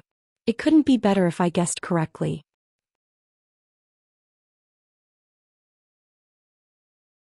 Chapter 1773. The Purgatory Apostles were dumbfounded when they saw the person walking towards them from within the sea of fire. It's really him, Red Lotus whispered. Big brother. Maoyu was surprised. It's him. Lily's face was tense. A male elven envoy? Sarah, on the other hand, was extremely angry at her own wretched appearance. Then she looked at Noah in surprise. Naturally, the Alpha Theocracy would not fail to notice Noah's appearance. After all, the only male elven envoy in history was the Demon King Solomon. Not long ago, when Noah appeared as a male elven envoy, the higher-ups of the Alpha Theocracy were excited. They thought that the Demon King had reincarnated into Noah's body. It was not until later that Red Lotus revealed that Renasubal was the real Demon King. The higher-ups of the Alpha Theocracy threw Noah aside and no longer cared about him. However, in terms of intelligence, the Alpha Theocracy had more or less grasped a part of it. Therefore, Sarah was still aware of Noah's existence. She also knew that Ren's target for participating in the Elven Sword Dance Festival was him. Thinking of this, Sarah's eyes turned slightly. A sinister light appeared in her eyes as she looked at Noah. Since Renasubal cares so much about him, if I can capture him. As soon as this plan appeared in Sarah's mind, a line of sight suddenly locked onto Sarah. At this moment, Sarah only felt as if she was being stared at by a terrifying existence. All the pores on her body suddenly exploded. Then Sarah realized. The male elven envoy with the sea of fire as the background was staring at her with a pair of deep, dark eyes. Immediately, Sarah heard such a sentence. Although I don't know who you are, the way you look at me makes me feel very uncomfortable. After saying that, a gorgeous magic square suddenly rotated in front of Noah. An astonishing amount of magic power gathered inside and turned into a beam of light. Like a meteor, it streaked across the space and shot towards Sarah's direction. Dong! The beam of light landed right in front of Sarah, exploding the ground. The sudden burst of wind blew Sarah away before she could react. She crashed heavily into a tree trunk not far away. The intense pain from her back caused Sarah to let out a muffled groan. Following which, her body slid down the tree trunk and collapsed onto the ground. The entire place fell silent. You? Lily's expression changed abruptly. She took a few steps back and became alert. Clearly, Lily did not expect Noah to launch an attack as soon as he appeared. Moreover, he did not show any mercy. No, Noah was already being very lenient. Otherwise, that blow wouldn't have landed on the ground. Instead, it would have landed on Sarah and blasted her into smithereens. No matter what, the Elven Sword Dance Festival does not allow the killing of contestants. I have already shown mercy. As he said this, Noah turned his head and glanced at the silent Hong Lian. Then he looked at Lotus and said with a faint smile, "Don't worry, I'm not going to tell you anything. How is it? Do you like this surprise?" Lotus did not answer. Instead, she slowly got up. On the back of her hand, an elven inscription flickered and sputtered out pitch-black lightning. The pitch-black lightning burst out in front of Lotus and gradually converged. It transformed into a pitch-black ominous-looking demon sword that was stabbed straight into the ground. Vorpal's sword, penetrating truth. The demon sword formed by the highest-ranking dark elf under the Demon King was now standing in front of Lotus. However, Lotus did not pull out the pitch-black demon sword. Instead, she stared at Noah and spoke softly. "I didn't expect you to find me when the competition has just begun. I thought our duel would be left until the finals. That's normal. After all, the more exciting things are, the more they should be left until the end. That's the true meaning of the competition," Noah said calmly. "So, I thought, why don't I greet you first and see what kind of people your teammates are?" As soon as he finished speaking, the elven inscription on the back of Noah's hand also flashed and emitted a dazzling light. It was an extremely beautiful white light. In the white light, a burst of light particles flashed like stars and turned into a small galaxy. After circling around Noah's body for a while, it landed on the ground. The next moment, a silver holy sword formed from the light particles. Like the pitch-black demon sword, it was stabbed into the ground upside down. Demon Slayer. The holy sword formed by the strongest sword elf that had once annihilated Demon King Solomon stood in front of Noah. Noah and Lotus raised their eyes and stared at each other. Their gazes met in mid-air, causing extremely intense sparks to fly between them. In the next second, the two disappeared at the same time. The holy sword and the demon sword that were stabbed into the ground also disappeared without a trace. And almost at the same time, the two people holding the silver holy sword and the pitch-black demon sword suddenly appeared in the center of the field. The elven devices in their hands carried the power of 1,000 caddies. One of them was like a sweeping army while the other was like a falling thunder. They heavily hacked at each other. Clang. When the bell-like sound of metal clashing resounded through the entire space, an extremely ferocious divine energy fluctuation violently surged out from the center of the field, extinguishing the sea of fire in a radius of several dozen meters around the holy sword and demonic sword that were clashing together. The silver holy sword and the pitch-black demon sword constantly rubbed against each other, creating extremely strong sparks. The eyes of Noah and Lotus, who were looking at each other through the elven devices, burned with red light. Wung. Gorgeous white light and pitch-black lightning bloomed from the swords of the elven devices at the same time. They intertwined with each other as if they were fighting for territory. They went back and forth, causing the space to tremble. Immediately, Lotus suddenly withdrew. The demon sword in her hand strangely turned. The tip of the sword directly rubbed against the edge of the holy sword, creating a burst of sparks. She violently slashed in the direction of Noah and suddenly stabbed at him. A sharp sound of breaking air and an ear-piercing sound of friction resounded. However, at the same time, Noah suddenly tightened his grip on the holy sword in his hand, as if he was blocking the demon sword that was rubbing against the edge of the holy sword. Without any warning, he suddenly flicked his sword upwards. Clang. Under the crisp sound of collision, the demon sword that was violently stabbing at Noah's direction was suddenly flicked away. This caused Lotus' figure to shake. Her whole body was shaken and her whole body was shaken back, causing her front to be exposed. At this moment, Noah suddenly took a step back. The holy sword in his hand was suffused with a gorgeous light. Absolute sword skill. Primary form purple lightning. A lightning-like stab was released from Noah's hand. It turned into a cold light that was like a meteor. It mercilessly stabbed at Lotus' exposed front. The lightning-like stab caused the strong wind from the tip of the sword to scrape Lotus' body like a blade, causing her skin to feel a tingling sensation. At this moment, Lotus' eyes hardened. Without any hesitation, she gave up on stabilizing her body. The tip of her foot twisted on the ground. Her body spun like she was dancing. The demon sword that was flicked away drew a perfect arc and slashed in the direction of Noah. Absolute sword skill. Third form Shadow Moon Dance. The third form, which was originally suitable for group attacks, was actually used by Lotus at this moment. As a result, the moonlight-like slash cut across the space. It was like a cold light but also like a gentle moonlight. With an unconcealable sharpness, it swept in front of Lotus like a thunderbolt. It just happened to meet the holy sword that was thrusting at her like lightning. Clang. The sound of steel colliding with steel reverberated in the air. It was mixed with bursting sparks that suddenly appeared in the space. Under the sudden appearance of the sparks, Noah and Lotus both seemed to be sent flying. They quickly retreated. The tips of their feet repeatedly tapped on the ground, and they moved like rabbits running away from each other. Lily and Mao Ye's faces were filled with shock at this scene. Red Lotus' eyes also focused little by little. From the beginning of the conflict between the two people, to the fierce exchange, to being sent flying at the same time, the whole process took less than 10 seconds. Within those 10 seconds, a sword dance of a level that ordinary elves would find hard to imagine was displayed in front of everyone present.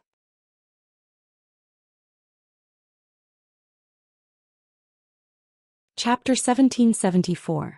Clang. Dazzling white light continuously flashed from the demon slayer and dyed the surrounding sea of fire into a vast expanse of white. Wung. Not to be outdone, a pitch-black lightning blossomed from the Vorpal sword. Holding the famous holy sword and demon sword in their hands, Noah and Lotus looked at each other, suppressing their emotions from the sword dance just now. If they didn't do so, the two of them would definitely attack each other again, recklessly charging at each other. Unfortunately, whether it was Noah or Lotus, they were not the kind of people who would be manipulated by their emotions, causing them to reveal flaws. Therefore, the two of them could only silently suppress their inner emotions, and at the same time silently looked at each other. Both of them could see the burning emotions in each other's eyes. Tightly holding the silver holy sword that shone with dazzling white light, Noah murmured in a low voice.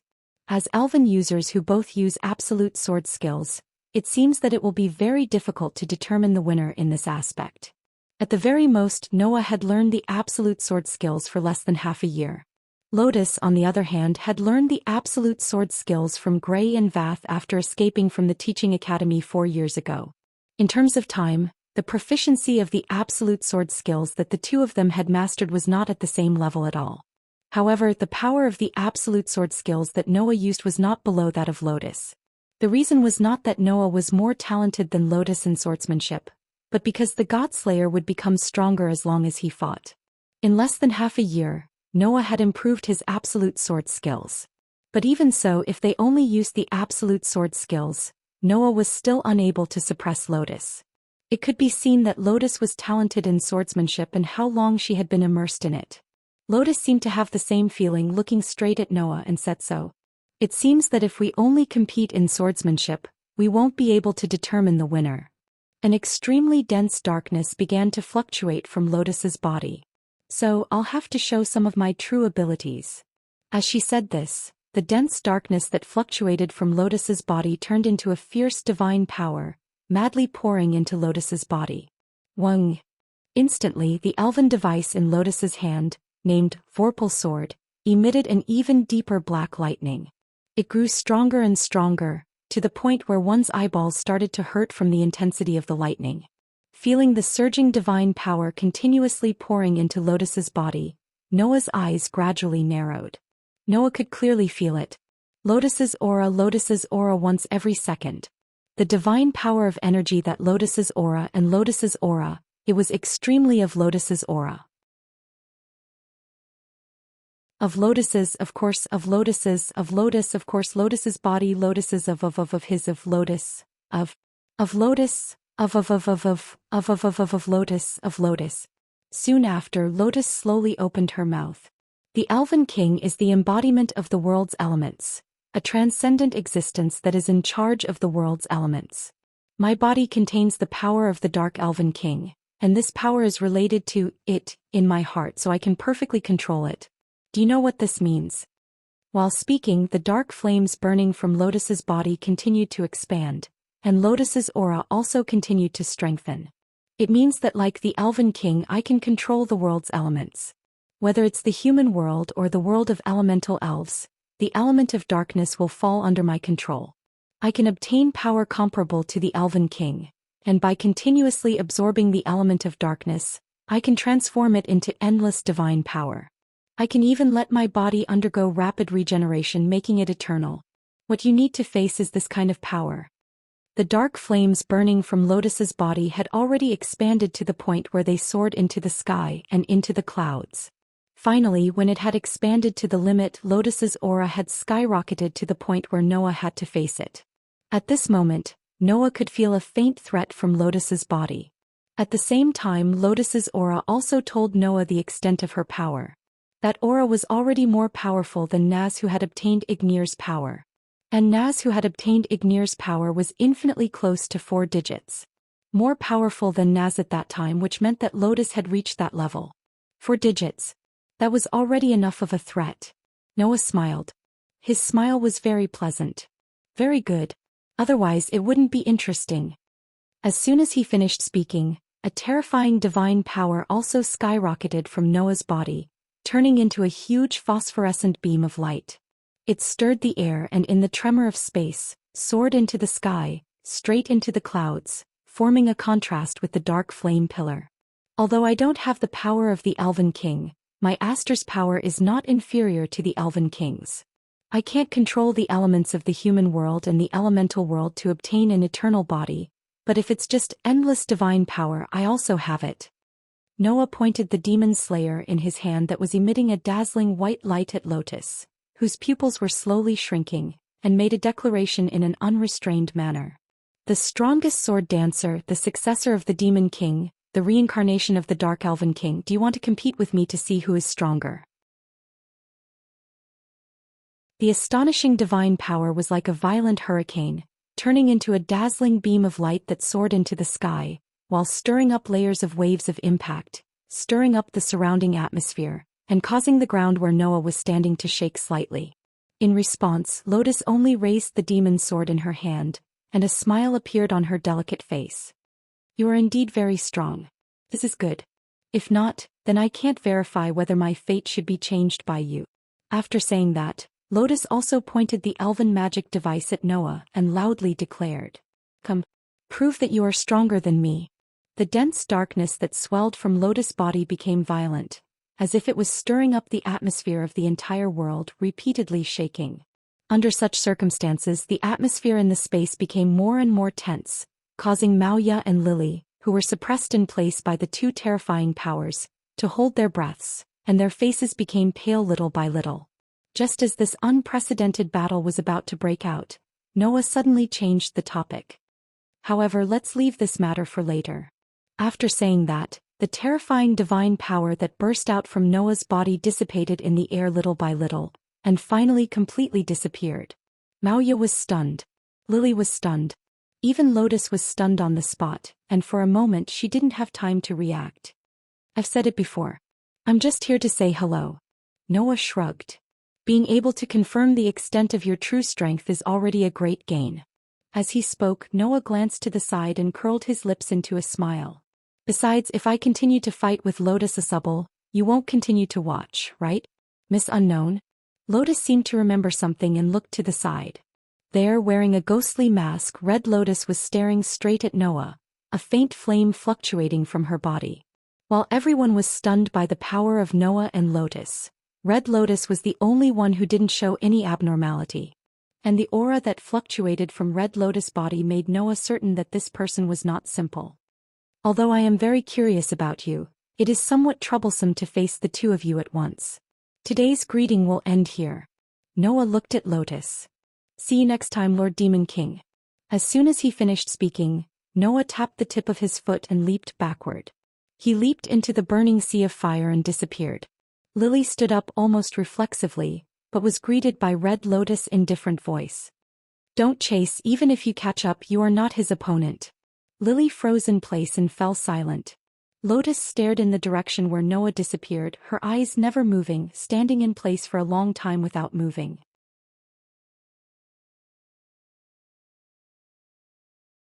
Chapter 1775. In a distant corner of the forest, the sea of fire was still burning slowly, causing the trees to be set ablaze one by one, slowly expanding the range of the fire. Under such circumstances, many fire elves in the forest began to rush towards the direction of the sea of fire excitedly, while many water elves came to the edge of the sea of fire and began to extinguish the fire in an attempt to stop the spread of the sea of fire. It wasn't that these elves loved this forest, but that the water elves didn't like the environment of the sea of fire, so they wanted to extinguish the fire. As for the other elves in the forest, they also began to get busy.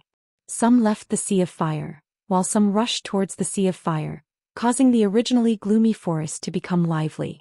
Among these elves, there must be elves enslaved by the other participants of the Elven Sword Dance Festival, right? After all, with such a huge commotion, it would attract the attention of the other participants no matter what. Those elven envoys who discovered the commotion would definitely be eager to know what was happening in the direction of the sea of fire. Hence, it wasn't strange for the elven envoys to investigate. However, just as these elven envoys were rushing towards the direction of the sea of fire, a figure flew over like a ray of light in the opposite direction and landed on an empty ground, revealing his full appearance. Sensing that many elven envoys were rushing towards the direction of the sea of fire, Noah couldn't help but spread his hands slightly. "Have we gone a little too far?" The Elven Sword Dance Festival had just begun. Therefore, the reason why Noah found trouble with the Purgatory Apostles was really just to greet the Purgatory Apostles. Of course, it wasn't on a whim. Noah just wanted to test the strength of the elven envoys in the Purgatory Apostles. After the commotion, Noah felt a little more confident in his heart. Moya, Lily, and Sarah were not worth mentioning to Noah at all.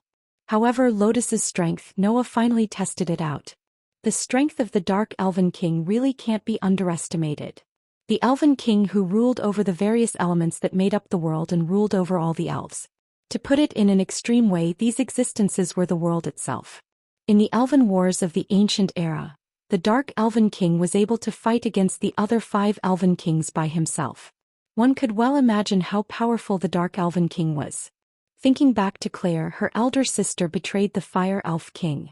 In a fit of rage, the Fire Elf King unleashed a continuous stream of fire on the entire Ordesia Empire, almost destroying it.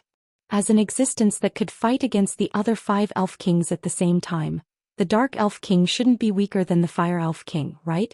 At the very least, it could destroy an entire country in the blink of an eye. Now, because of the world fragment, it was completely controlled by a human. No matter how useless this human was, he could still threaten the entire world. Take the former demon King Solomon for example. Even though he was devoured by the power of the Dark Elf King and completely turned into a lump of resentment, he still almost destroyed the entire continent.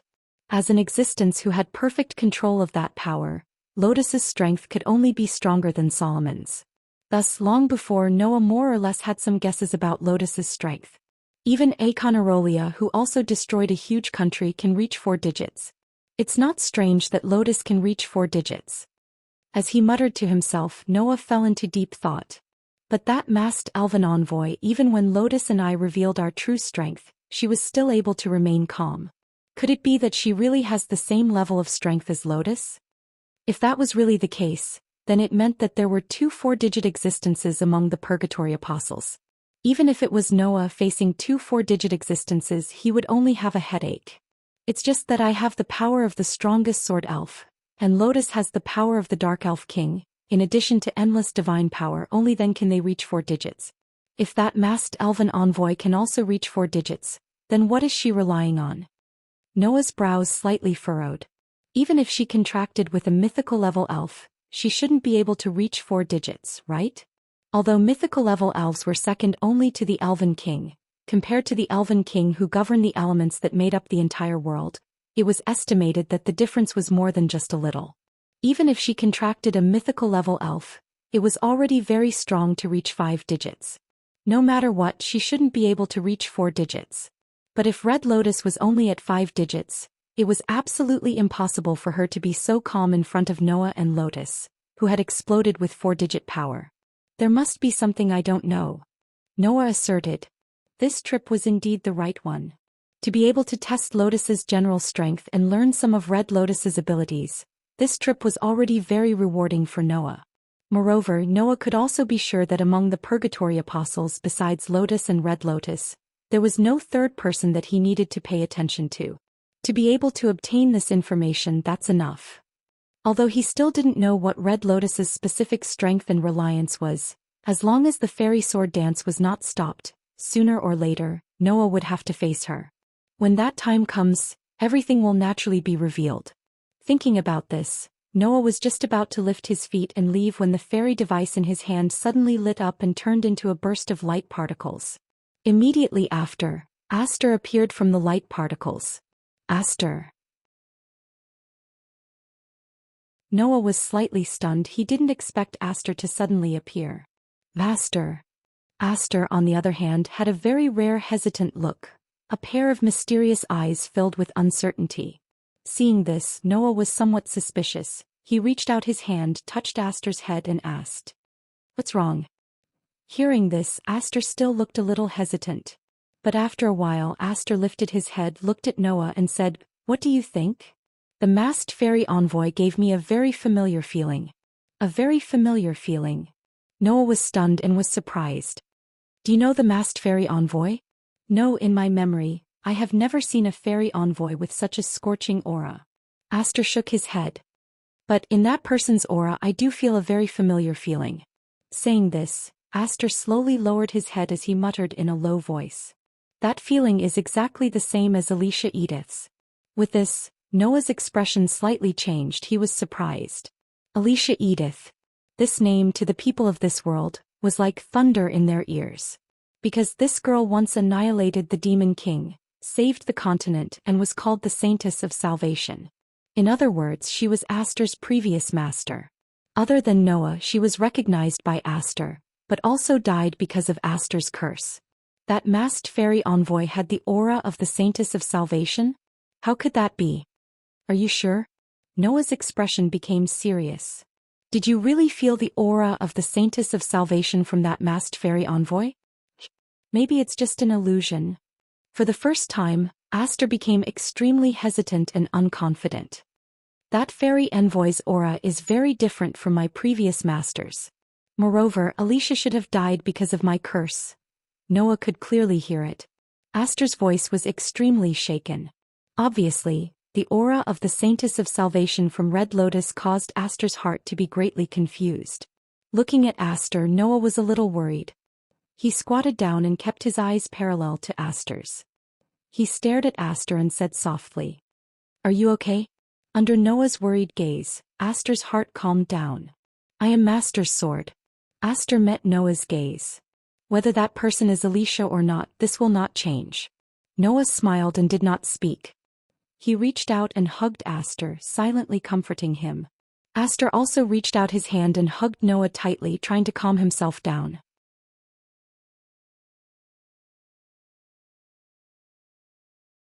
Chapter 1776. In a relatively remote corner of the forest, there was a relatively small lake.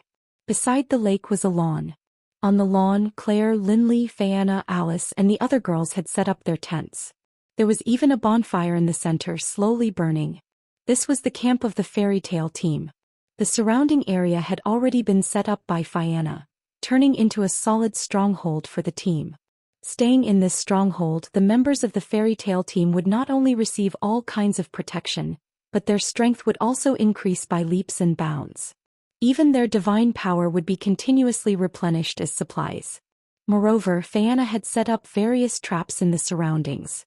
Together with Claire, Linley, and Alice, the three of them had all the elves in the surrounding area under their control and had them resist any intruders.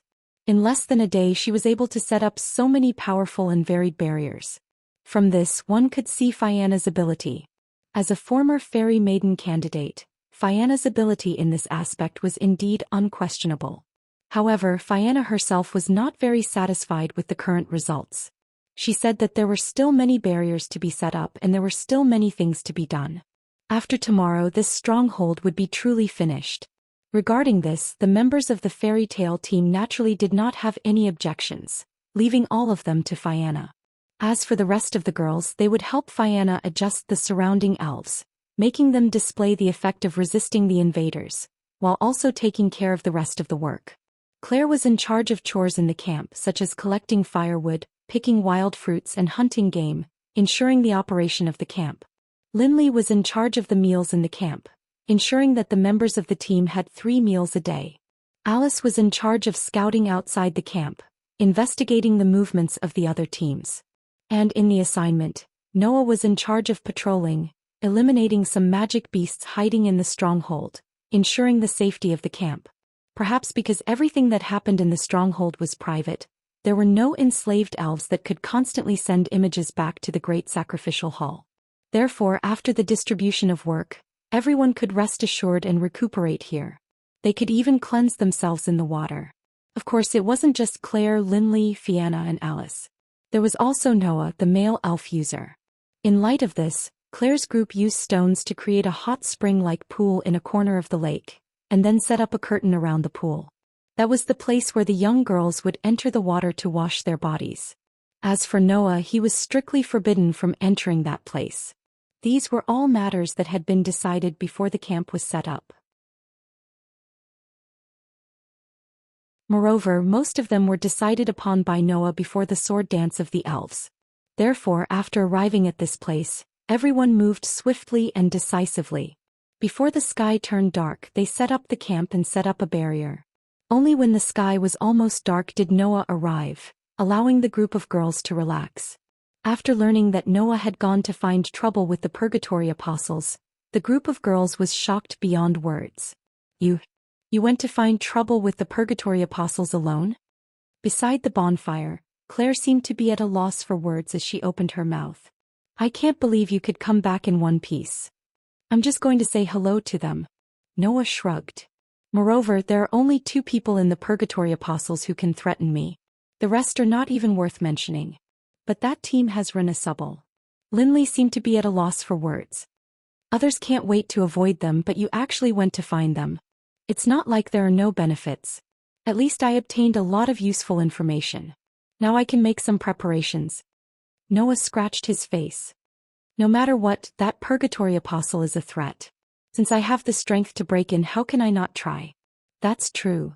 Phaeana smiled bitterly.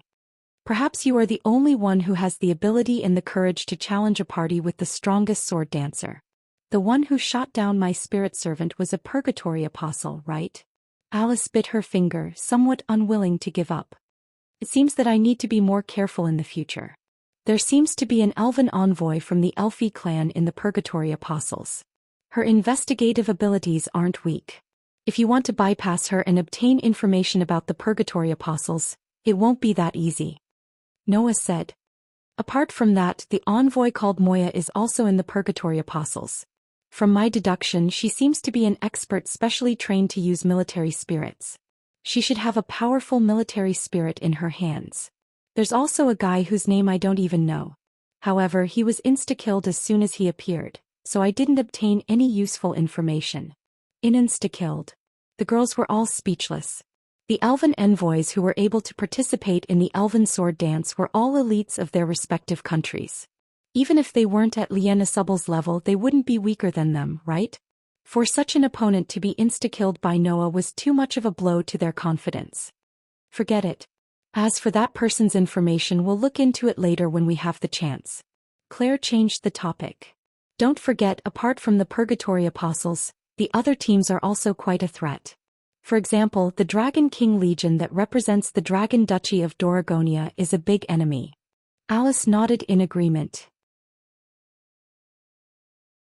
Although the Dragon Duchy of Doragonia is a bit weaker than the Ordesia Empire in terms of military power, they have won the Elven Sword Dance many times in the past.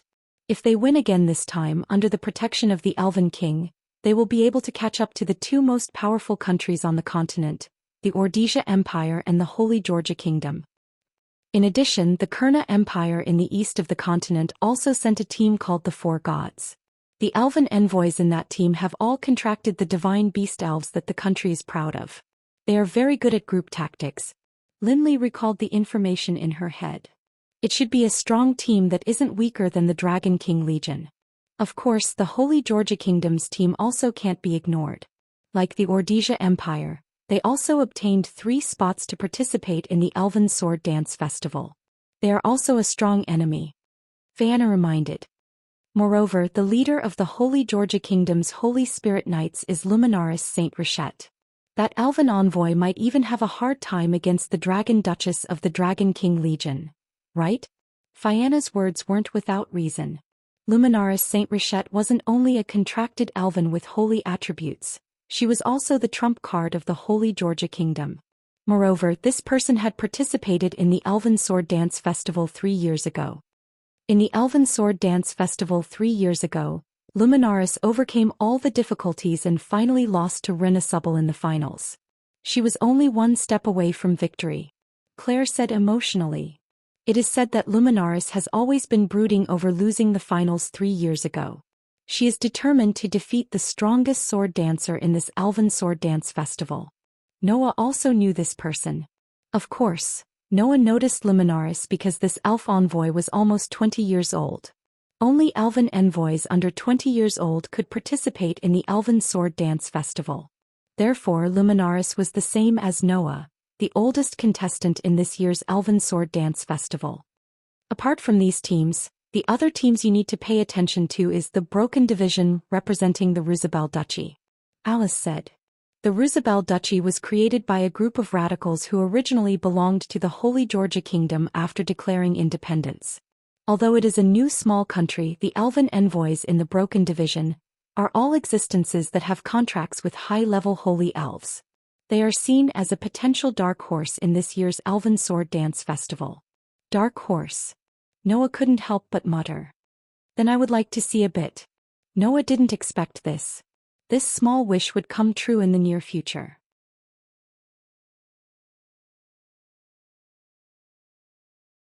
Chapter 1777. Time passed by quietly. In the blink of an eye, the first day of the Elven Sword Dance Festival had come to an end. Today, when the sun rose, the entire forest presented a very peaceful atmosphere. The tension from yesterday was completely gone. That was only natural. After all, there were no more than 3 people in the other teams who could match up to Fianna's ability. Therefore, when Fianna built a strong stronghold for the team's camp so that her companions could rest peacefully at night, the other teams had to work through the night in order to build their strongholds. Under such circumstances, the elven envoys of the other teams would definitely not have the energy to immediately take action. Most likely they would be hiding in their strongholds to rest. This way the forest would naturally not be as lively as yesterday. Instead, it was as if nothing had happened. It seemed so peaceful. No one knew when this peace would be broken. However, Noah indeed had a good night's sleep. When the sun rose, Noah slowly woke up. He looked at the top of the tent that entered his sight as soon as he opened his eyes. He stretched and sat up. Beside Noah, the silver and platinum daggers were lying there. Although the luster on the daggers had been restrained, they still gave off a profound feeling. Looking at the silver and platinum daggers lying there, especially the silver dagger, Noah sighed. She really cares about it? Usually, when there was no one beside Noah to sleep, Aster would most likely transform into her human form and burrow into Noah's arms naked to sleep comfortably. Today there were no signs of Aster appearing at all. It was obvious that yesterday's matter had affected this elven girl to some extent. Saintess of Salvation, Alicia Edith. Noah stretched out his hand and lightly brushed the silver dagger. The image of Red Lotus wearing a mask appeared in his mind. Even if we don't consider the problem of Aster's curse, the Saintess of Salvation was active at least a few hundred years ago. No matter how I think about it, that person can't be the Saintess, right? However, Noah did not doubt Aster's feelings. No matter what, other than Noah, the Saintess of Salvation was the only contractor in Aster's life. Furthermore, she died because of Aster's curse, so Aster wouldn't mistake her aura. However, Aster also said that Red Lotus's temperament was very different from the previous owner in her memory.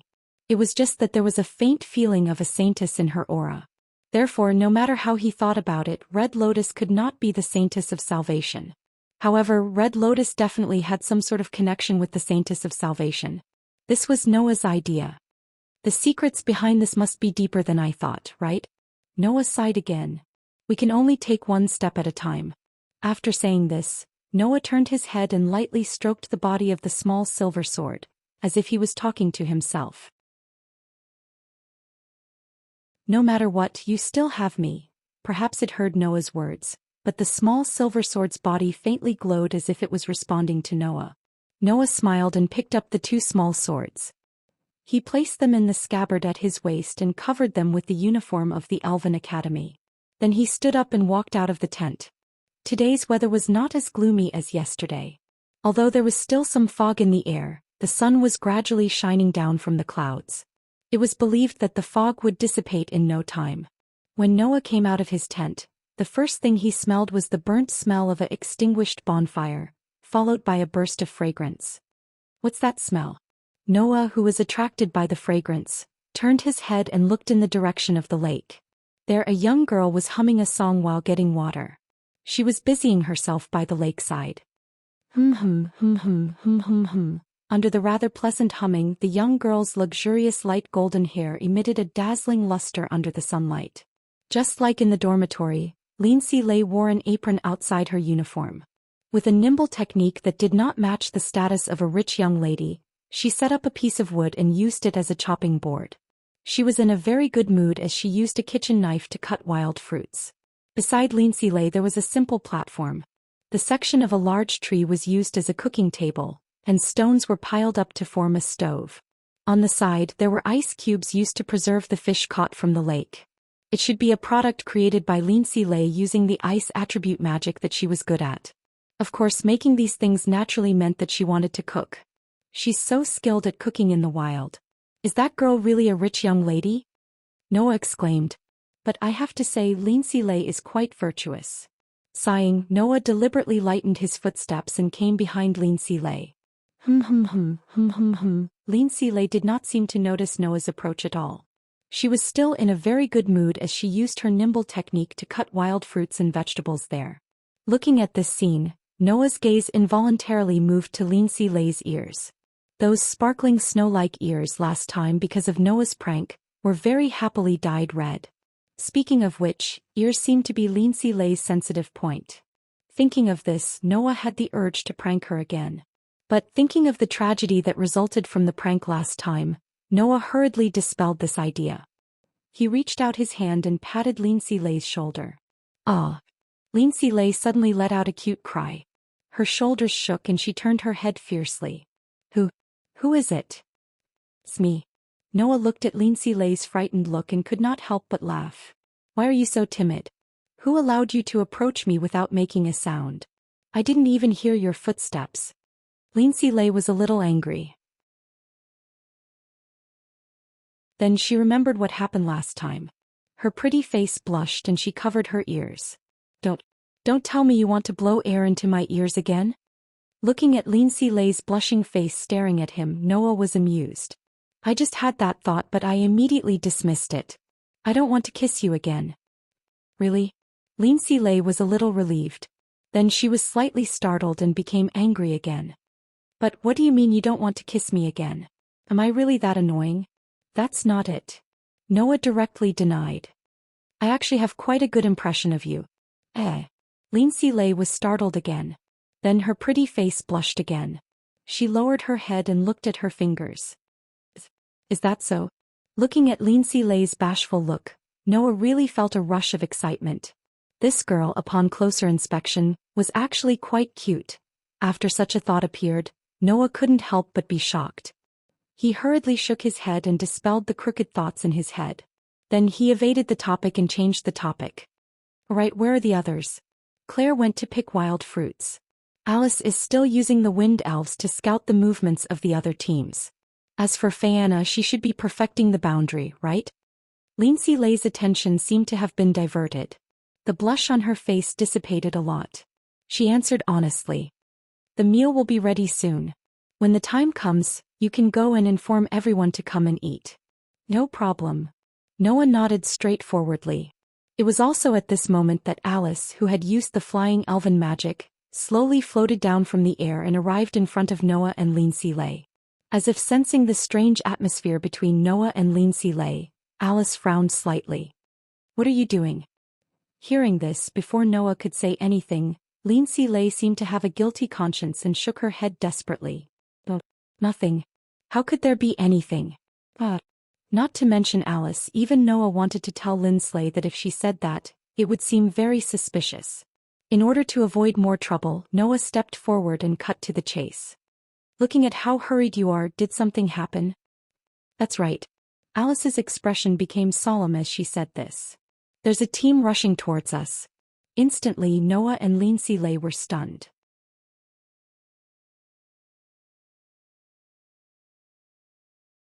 Chapter 1778.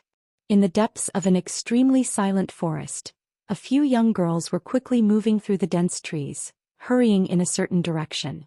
It was a group of young girls wearing white night attire adorned with red patterns. That attire was the uniform of the Rossibel Duchy's representative team. In other words, these young girls were the team that had been evaluated as the dark horse with the most potential in this year's Elven Sword Dance Festival, the Lipa Legion.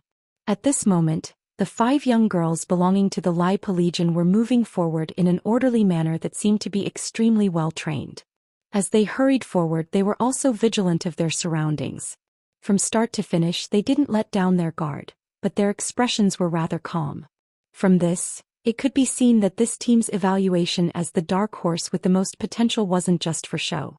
Not to mention, this group of young girls were contracted by holy elves. One had to know that holy elves were known to be proud and arrogant among all elves. They would choose elves as their masters based on their preferences. Even if their masters were witches, they would only be willing to open their hearts to the purest of them. That way they would be able to unleash extremely powerful abilities. Thus, as elven envoys whose members had formed contracts with holy elves, the Lipa Legion was evaluated as the dark horse with the most potential in this year's Elven Sword Dance Festival. It wasn't without reason. Of course, the reason why they were evaluated as having the most potential was because of the young girl leading the team at the very front of the Lipa Legion. It was a young girl with wavy brown hair and extremely young facial features. The young girl's name was Mira Paysit. She was only 13 years old this year and was the youngest elven envoy in this year's Elven Sword Dance Festival. Although she was only 13 years old to be able to represent her country in the Elven Sword Dance Festival, Mira Paysit was undoubtedly an elite of the Rossibel Duchy. Moreover, this young girl was the leader of the Lai Legion and was in charge of leading the team. She was only 13 years old, yet she was able to represent her country in the Elven Sword Dance Festival and become the leader of the team? There could only be two possibilities for this. 1. This young girl was only 13 years old, and her talent and strength were both quite outstanding. 2. The elven envoys of the Rossibel dukedom were generally of low levels. In the end, they could only choose such young elven envoys to participate in the battle. Although the Rosabel dukedom was only a small emerging country, it was a part of the Holy Lugia kingdom. No matter how he thought about it, it was impossible for it to be the latter. That was why Lai Legion was considered the biggest dark horse of this year's Elven Sword Dance Festival. However, only those in the know would know. In addition to the above reasons, there was another reason that led to this evaluation. Apart from Lai Po's Legion, none of the 24 squadrons participating in the Elven Sword Dance Festival knew the reason. If you look carefully, you will find it. The girl named Mira Paysit had an azure blue right eye and an amber left eye. A pair of different colored eyes, coupled with the young girl's tender and cute face, added a strange charm to the young girl. However, the young girl's tender and cute face did not carry any emotions as if she was a doll. It more or less made people feel that there was no life and vitality. It was not an expression that a 13-year-old girl should have. However, under such circumstances, Mira's performance was like that of an experienced person. She was surprisingly calm. Then, after advancing for a distance, Mira used the same calm tone to order the members around her. We are already close to the enemy's camp. They should have discovered our whereabouts. However, since they are guarding the stronghold, they should not give up the advantage of the stronghold and come out to confront us directly. However, in order to break through the stronghold, you have to use me. So prepare first. The 4 members of Lai Legion nodded in unison. However, they maintained a distance from Mira. They increased the divine power in their bodies and began to advance. Almost at the same time, an unexpected attack came. Fireball. Magic ice arrow. Wind King explosive array. Accompanied by such a shout, a huge fireball, a dense wave of ice arrows, and a violent storm burst out from the depths of the forest in front of them. As if they had grown eyes, they directly bypassed the trees and swept towards Lai Legion's direction. What? The elven envoys of the Lai division were all shocked. Get out of the way. Mira immediately ordered. Suddenly, the elves of Lai Legion's elves reacted. One by one, they disregarded their image and rolled to the side awkwardly. Bang! The huge fireball, dense wave of ice arrows, and violent storms suddenly fell on the ground where the elves of Lai Legion's elves were standing. In the midst of the explosion, thick sand and fire were stirred up, and a strong gust of wind was set off, blowing in all directions. The elven envoys of the Lai Legion, who were in a hurry to dodge, were unable to dodge the blast of wind at all. Their entire bodies were blown away, and one after another, they slammed into the surrounding trees, emitting a muffled sound as they hit the ground. Mira was the only one who managed to dodge the blast with her nimble movements. She then steadied herself and raised her head abruptly to look in front of her. Whoosh! She saw a gust of wind rolling down from midair. Above the gust of wind, 3 girls seemed to be riding on it. They lightly descended from the sky and arrived in front of Lai Legion. Are they really going to attack our stronghold? Looking at their uniforms, they seem to be elves of the Holy Georgia Kingdom or the Rossibel Duchy, right? Just like Noah said, if we launch a surprise attack at this time, we will definitely succeed. Hearing this, Mira understood. Just as Mira had predicted, the other party had already discovered their whereabouts. However, the enemy's captain also seemed to have predicted that Mira would assume that the enemy wouldn't abandon their stronghold and come out to confront them head-on. Contrary to Mira's expectations, she directly came out of the stronghold and took the opportunity to launch an attack. Ugh! The elves of Lai Legion, who had crashed into the trees one by one, seemed to have suffered some injuries. They struggled to get up and angrily glared at Claire, Linley and Alice. The cunning Austrians. As soon as the words fell, a light voice sounded. In terms of cunning, your country is no less cunning than us, right? Noah stood on the branch of a tree. He leaned against the trunk with his arms crossed and looked down at the elven messengers of Lai Pelagian. At this time, the teams that rushed through the night to build their stronghold must be exhausted and resting. Even if we finished building our stronghold, we must have thought that the other teams wouldn't attack and let our guard down. You must have calculated this point and launched a surprise attack, right? The elven envoys of the Lai division were suddenly speechless. Mira also didn't think that their plan would be seen through so thoroughly, but she quickly calmed down and stood up, shouting to her companions around her. Don't panic. Although the attack was a bit sudden and caused us some injuries, the enemy gave up their stronghold advantage. We will take them down here. Hearing this, the elves of Lai Pelagian were all energized. However, Noah laughed instead.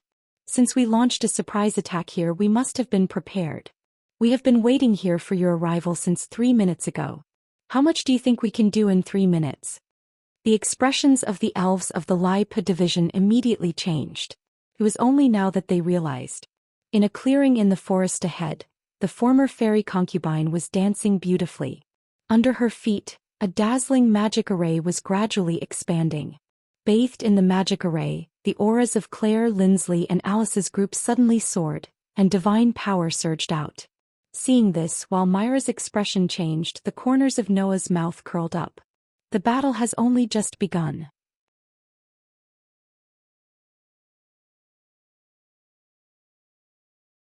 Chapter 1779.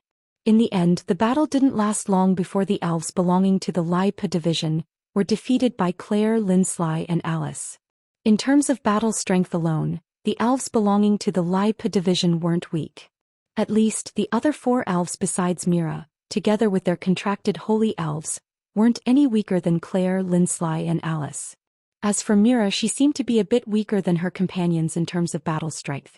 Most of the time she hid in the back and commanded. Occasionally she would step forward and fight Claire and Alice in close combat with weapons created by elves' magic. Noah, on the other hand, stayed behind and watched the battle unfold.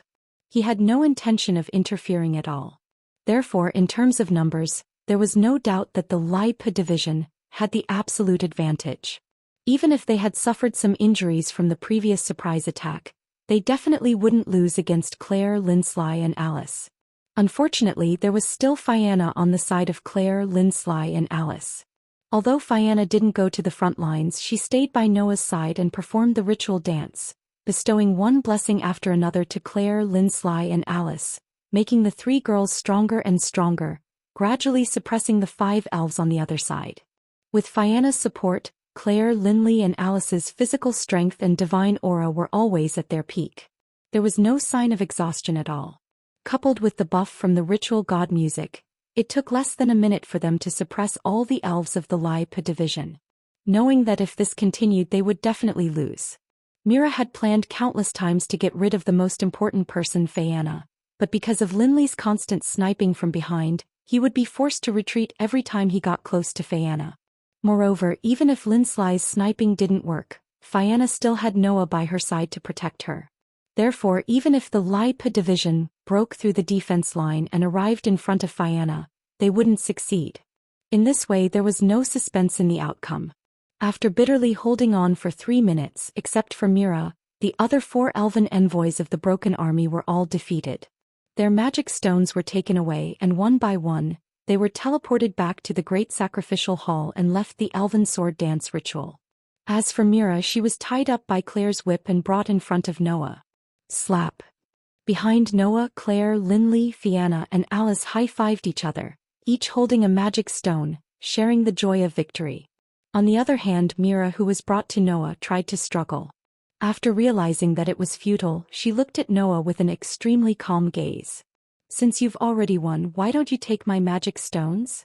Myra's voice didn't contain any unwillingness or annoyance. It was as if something insignificant had happened. She didn't even carry any emotions. Claire, Linley, Fianna and Alice's joy decreased by more than half. After putting away the magic stones, Their gazes converged on Noah. Obviously, even the group of girls didn't know why Noah didn't take Myra's magic stones, but instead had Claire tie Mira up and bring her in front of him. Noah lowered his head and looked at Mira, who was tied up by Claire's whip. He stroked his chin and asked such a question. "I'm very curious. Why didn't you use your elven device or even summon your contracted elves in the battle?" After being reminded by Noah, the group of girls also reacted. In the battle just now, Mira indeed only used a weapon refined by elven magic. He didn't use his elven device or summon his contracted elves. It was precisely because of this that Mira, as the captain, had shown less strength than the others in the battle just now. If he had used his elven device or summoned his contracted elves, then the Lipa Legion should have been able to hold on for a while. Perhaps they could have broken through Linley's attack and arrived in front of Fianna to confront Noah. However, Mira didn't summon his contracted elven device or use his elven device. Even if his companions were defeated one by one, he still didn't use it. This was a bit thought-provoking. "Don't tell me you don't have a contracted elves at all?" Claire guessed but immediately denied her own theory. "No, if you don't have a contracted elves, then the weapons refined by elven magic won't be able to be used in battle at all. Without a contracted elven device, although elven users could use elven magic, the power of elven magic would be pitifully small. As mentioned before, elves residing in the elemental elven world could be summoned in two forms.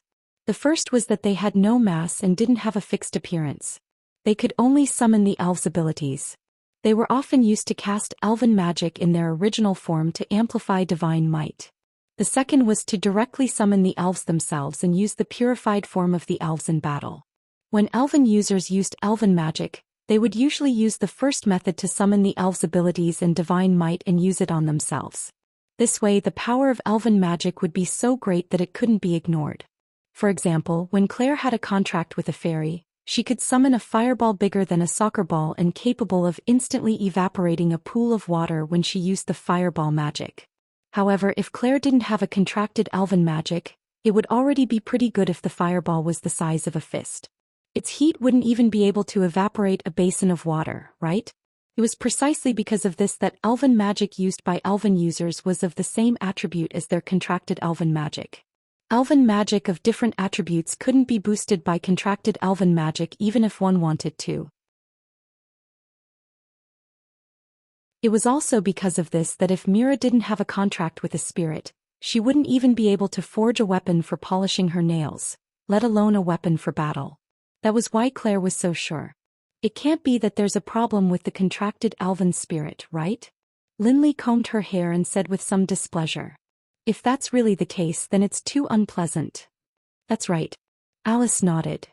There's a problem with the contracted elven spirit and they still plan to attack our stronghold. It's simply unwise. Maybe they feel that attacking our stronghold doesn't require a contracted elven spirit. Fianna sighed. Then we're really being looked down upon. That's right. Noah spread his hands. So, can you please help us explain? Hearing this, Mira lowered her head and didn't say a word. Seeing this, the group of girls looked at each other. Noah stared straight at Mira. After a while, he pursed his lips. Forget it. If you don't want to say it, I won't force you. Saying this, Noah reached out and untied the whip on Myra's body. Then Noah said, "You can leave." This one sentence stunned all the girls present. Claire exclaimed in shock. "You want to let her go?" "It can't be." Lincilii was surprised. "You're not going to take the magic stones from her?" Viviana and Alice looked at each other in dismay. They were also astonished. Even Mira was stunned. She looked at Noah with eyes full of confusion. Under Myra's gaze, Noah laughed bitterly. "Don't look at me like that. Also, don't think that I'm scheming something. I just don't want to attack you." Yes. Noah just didn't want to attack Mira. "Who told you to have a name that makes people unable to be hostile?" Noah glanced at Mira. "Hurry up and leave before I change my mind." After saying this, Noah turned around and walked towards the stronghold. The group of girls was still in a daze, but they didn't raise any objections. They could only helplessly follow him. Seeing Noah's group about to leave, Myra's heterochromatic eyes flickered. After a while, she suddenly spoke. "In that case, I want to make a deal with you." Noah and the others stopped in their tracks.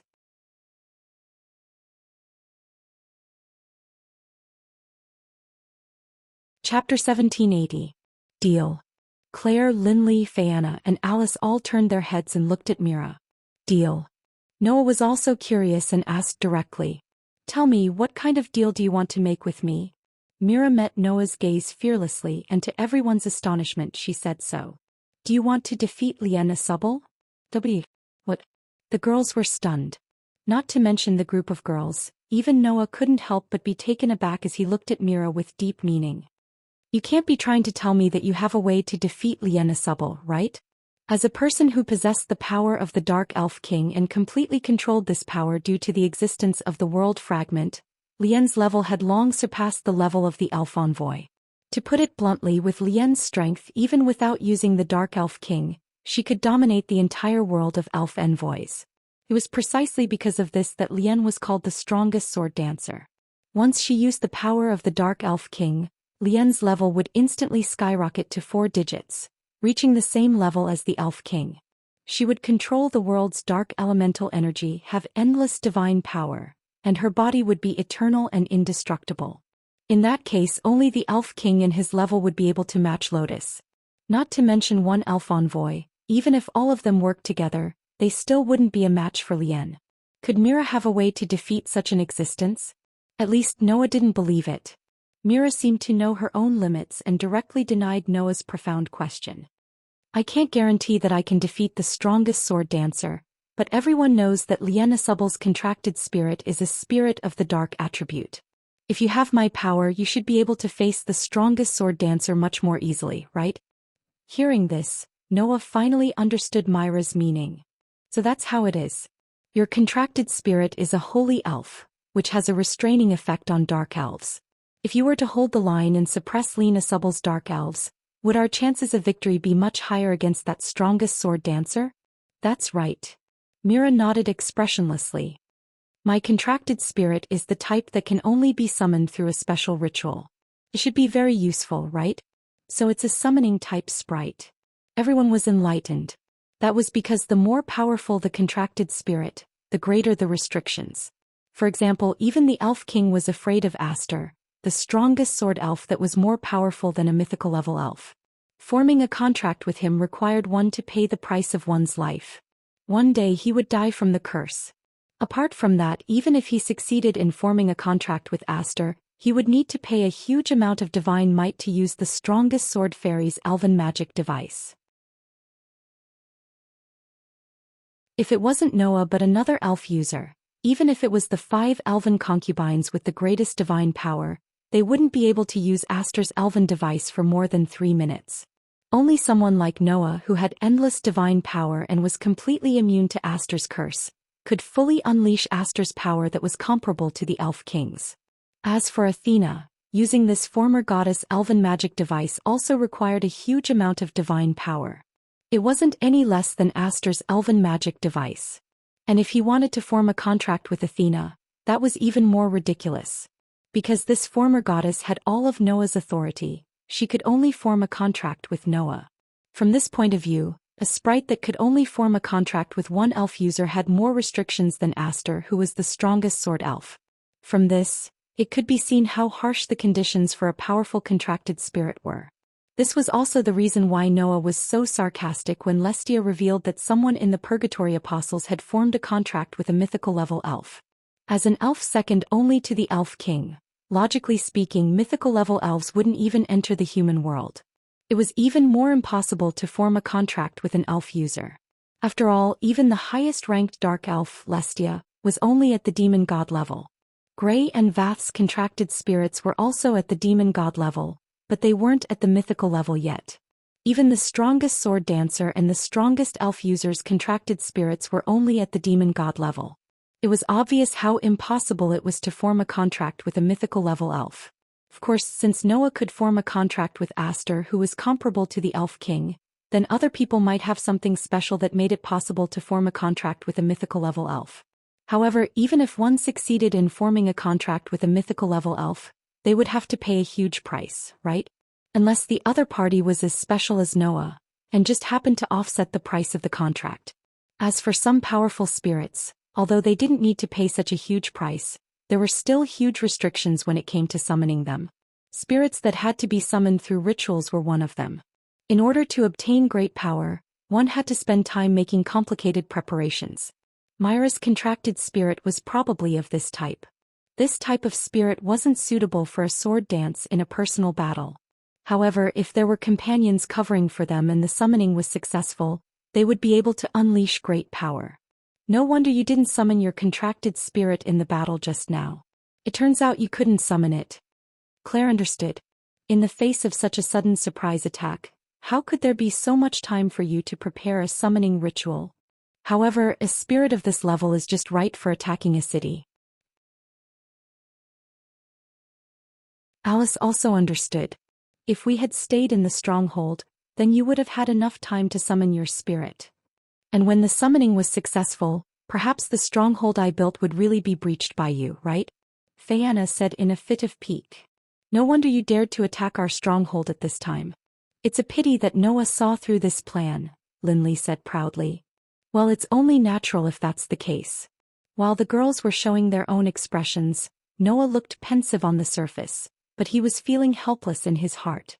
Perhaps the summoning ritual type of holy elf could indeed pose a great threat to the dark elemental Lestia, but that was only against Lestia. In front of Lotus, who had the overwhelming power of the dark elf king, this level of restraint was completely useless. Moreover, even if she didn't use the dark elf king's power, Lotus wouldn't lose to a mere elemental restraint. Don't forget, the trump card of the Holy Roha Kingdom, the elven envoy named Luminalise, was a contractor of the Holy Elf. And didn't that envoy also lose to Lotus 3 years ago? If one wanted to use elemental restraint to defeat Lotus, then even if it wasn't impossible, it wasn't easy to succeed. And this was under the condition that Lotus didn't use the Dark Elf King's power. If Lotus used the Dark Elf King's power, then unless it was a Holy Elf of Aster's level, it wouldn't be able to do anything in front of such overwhelming power. Moreover, if it was just elemental restraint, Noah could also do it. After all, even though Aster was of the steel element, Athena was of the holy element. With Athena's power, she definitely wouldn't lose to a summoning ritual type of holy elf. If Athena's existence was exposed, then this former goddess would definitely become the strongest holy elf, right? Therefore, Myra's suggestion didn't affect Noah at all. And Myra's plan was also seen through by Noah. You want to lend the power of your contracted elf to us in exchange for defeating Lotus Asubble to form an alliance with us, right? Noah went straight to the point. Then, during this period, the magic crystals we get from fighting together will be divided equally. Is this the deal you mentioned? That's right. Mira nodded and looked straight at Noah. I think that this deal won't hurt either of us. The group of young girls immediately began to show signs of interest. Only Noah scratched his cheeks. In the end, on account of Myra's name and age, he didn't reject on the spot. I need time to think about it. Before that, follow us back to the stronghold. Mira pondered for a moment, then nodded.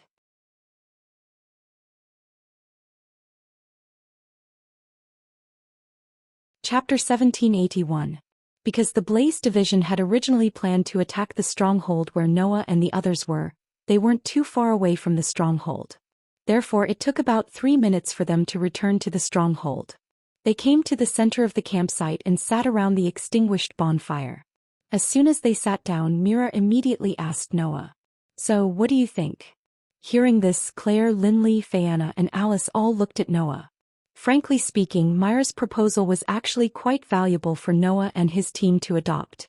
The holy elf that needed to be summoned through a ritual not only had a great restraining effect on the dark elves, but also had a miraculous effect in battles with other teams. Compared to the holy elf that could be summoned through a ritual, Fianna's Geochius was also a holy elf, but it specialized in defense.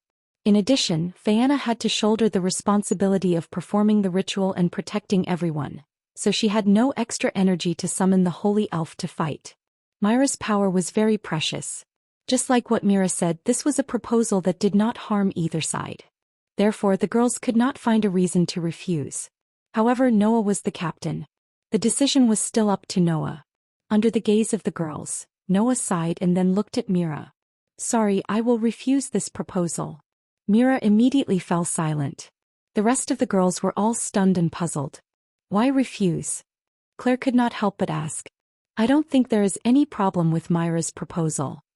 The problem is not a problem, At least the entire consideration is not wrong. Noah looked up and looked at the group of girls. However, I want to say that in my opinion, this alone is absolutely not enough to defeat Lotus Asubble. This sentence made the girls unable to refute even if they wanted to.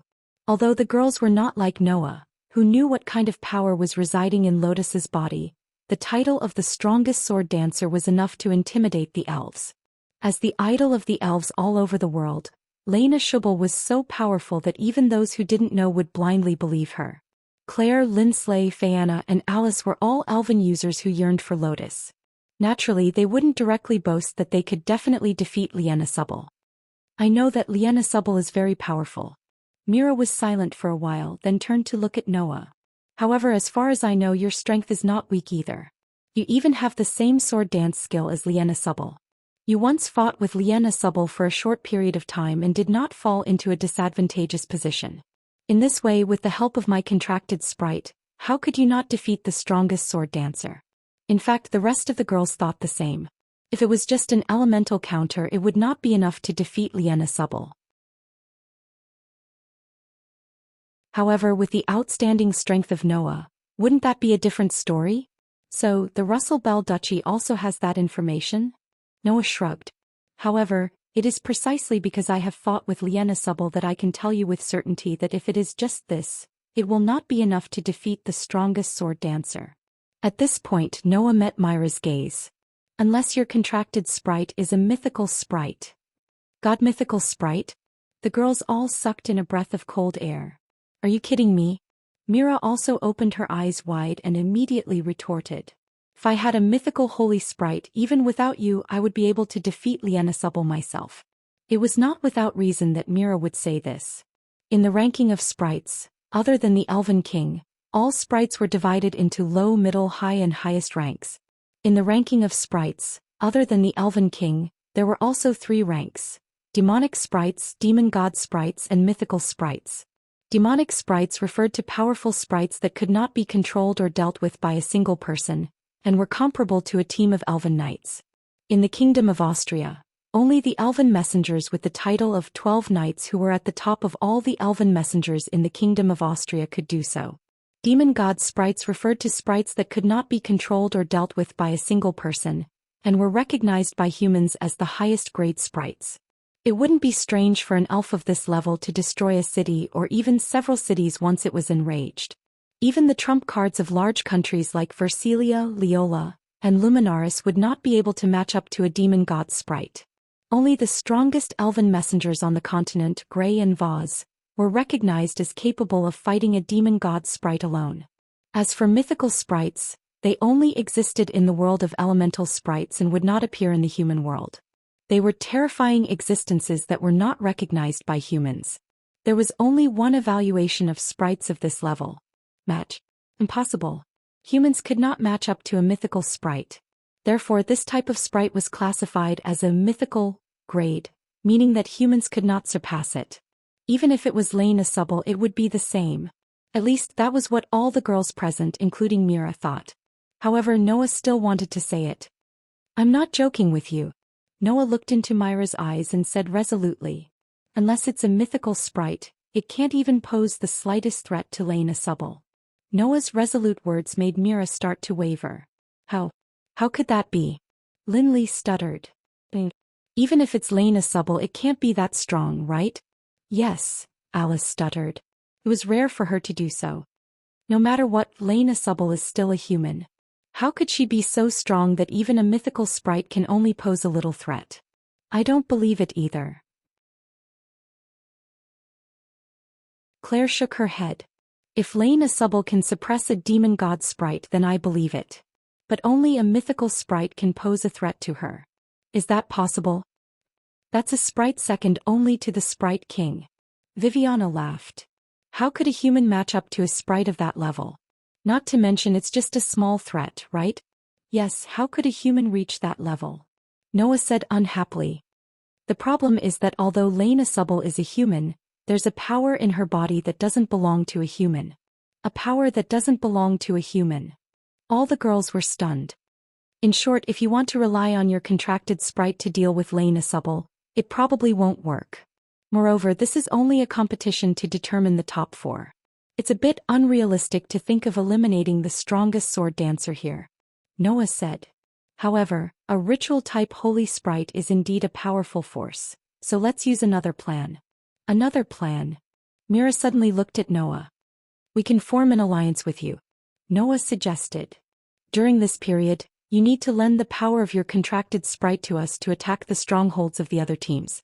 In the end, we'll split the magic stones in a ratio of 2 to 1. Of course, we'll get 2 and you get 1. How about it? Myra's brows immediately furrowed. This is one of the biggest concessions I've ever made. Noah spread his hands. To be honest, my contracted elf is a sword elf of the steel element. The elves of the elves in my party aren't very suitable for large-scale battles. If we want to destroy a stronghold that is as sturdy as a city, your elf should be of great use. But that's all there is to it. It's not that we can't do anything without you. That's why you should know what to do. Hearing this, what other choice did Mira have? At that moment, Mira could only sigh. Seeing this, everyone looked at each other and smiled. Thus, the alliance was formed.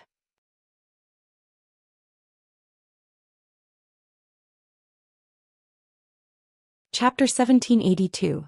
In a corner of the quiet forest, a few figures scuttled out of the bushes and arrived in front of a shining barrier. Seeing the shining barrier, Alice immediately said, "It's here. Right now it's the closest stronghold to us."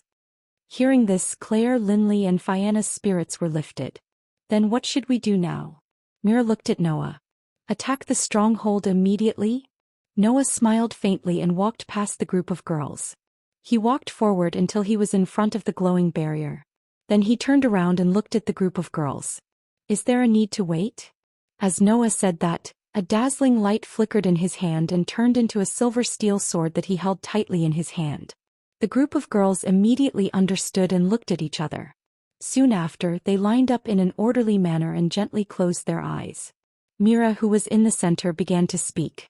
Loyal knights of the noble Holy King, your swords are the power to eradicate the strong and help the weak. Therefore I, in the name of the great Holy King, command you to gather on my battlefield. Along with the solemn elven incantation, one of Myra's amber eyes abruptly flashed with radiance. Raise your swords and fight for me, Holy King Division. When the solemn incantation fell with Mira as the center, the ground began to shine with brilliant light.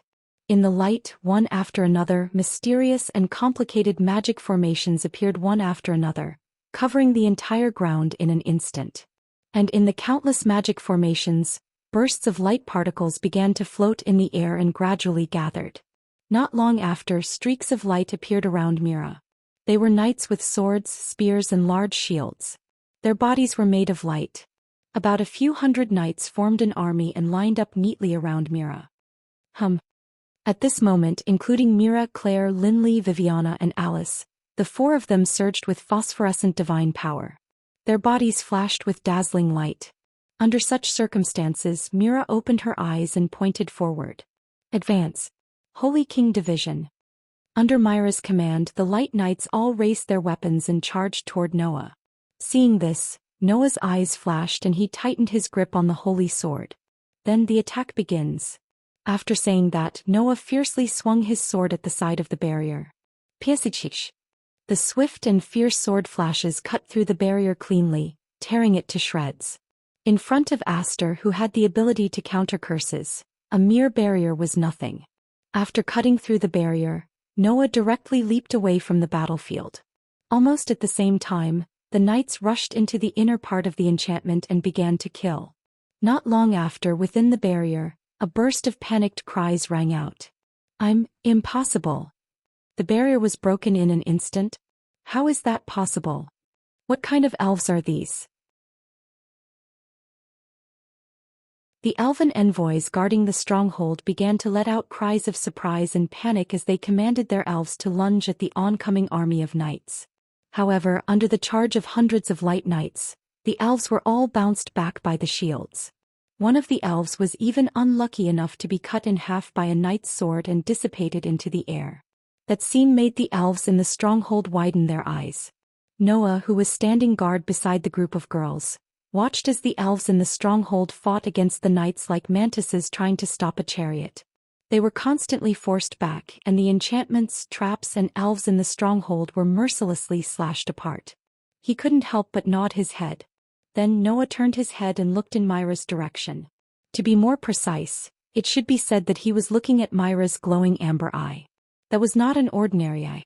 Although it had the function of an eye, in fact, that amber eye was actually a very rare elven ore. It was called the demon sealing eye. It was a special eye that very few children in the family that inherited the bloodline of the elves were born with. In that eye, there would often be spirits with extremely great power sealed within it. Mira was one of the elves who had the demon sealing eye. The elves sealed in Myra's demon sealing eye were the army elves in front of him that was destroying the enemy's stronghold bit by bit, the Saint Monarch division.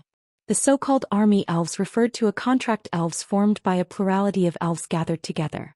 Therefore, when Myra's Saint Monarch division was released, hundreds of night elves would immediately be summoned to attack the stronghold for Mira. Moreover, the Saint Monarch division was not only a type of army elves, but also a type of military elves. Their level had reached the tactical level, and they could easily become powerful reinforcements on the battlefield. Therefore, in terms of strength, each night elf might not even be comparable to Fianna's Geochius, but together they could be said to be an invincible elven army. With the strength of the Saint Monarch division, not to mention attacking a stronghold, it was possible to use them to suppress some weaker demon god elves. However, since it was a tactical level military elf, it meant that it required several outstanding elves to control it successfully. Apart from experts like Maoya who were specially trained to control military elves, no one could control a tactical level military elf by themselves. The other 4 elves of the Rosable Duchy's Lipa division existed to use Myra's Saint Monarch division. If they could use a tactical level military elf well, it was not impossible to obtain victory in the Elven Sword Dance Festival. This was the reason why the Lipa division was rated as a dark horse with the most potential. However, because of Noah's surprise attack, the elves of the Rosable Duchy didn't even have the opportunity to use this tactical level military elf, and were directly eliminated. Originally, this way Myra's Saint Monarch division would not have the opportunity to use it again. But fortunately, Claire, Linley, Fianna, and Alice were all excellent elven users. They definitely weren't any weaker than the Lipa division. This was especially true for Claire and Fianna. One was a descendant of the Elstian family, and the other was a former elven maiden candidate. They were extremely talented in this aspect. Therefore, after a few days of fumbling and Myra's guidance, they finally succeeded in summoning the tactical level military elf that Mira was looking for in the eyes of demons, and used it to attack and occupy a stronghold. If they didn't have the help of the tactical level military elf, Noah would have a hard time dealing with groups of elves and traps in a stronghold, even if the barrier couldn't stop him with his terrifying curse resistance and magic-breaking holy sword. At the very least, if those elves split up and fled, Noah might not be able to stop them all by himself. As for Claire, Linley, Fianna, and Alice, they didn't have a curse resistance like Noah's. If they entered another stronghold, they would only be weakened and very likely become a burden. This was why Noah valued Myra's elf that could attack and occupy a stronghold. With the Sage Monarch division and Noah as his Dharma protector, it was only a matter of time before things went according to plan. About 5 minutes later, the stronghold was destroyed by the Saint Monarch division, and Noah's group obtained 5 magic stones. Cheers! In their own camps, everyone raised the cups in their hands and clinked them hard. In this lively atmosphere, Noah raised his cup in Myra's direction. Today, thanks to Myra's help, we successfully took down a stronghold. Everyone, let's toast to Mira. The young girls immediately raised their cups in front of Mira. Myra's face was full of perplexity, but he couldn't resist everyone's enthusiasm. He could only stiffly raise his cup. This scene made Noah smile involuntarily.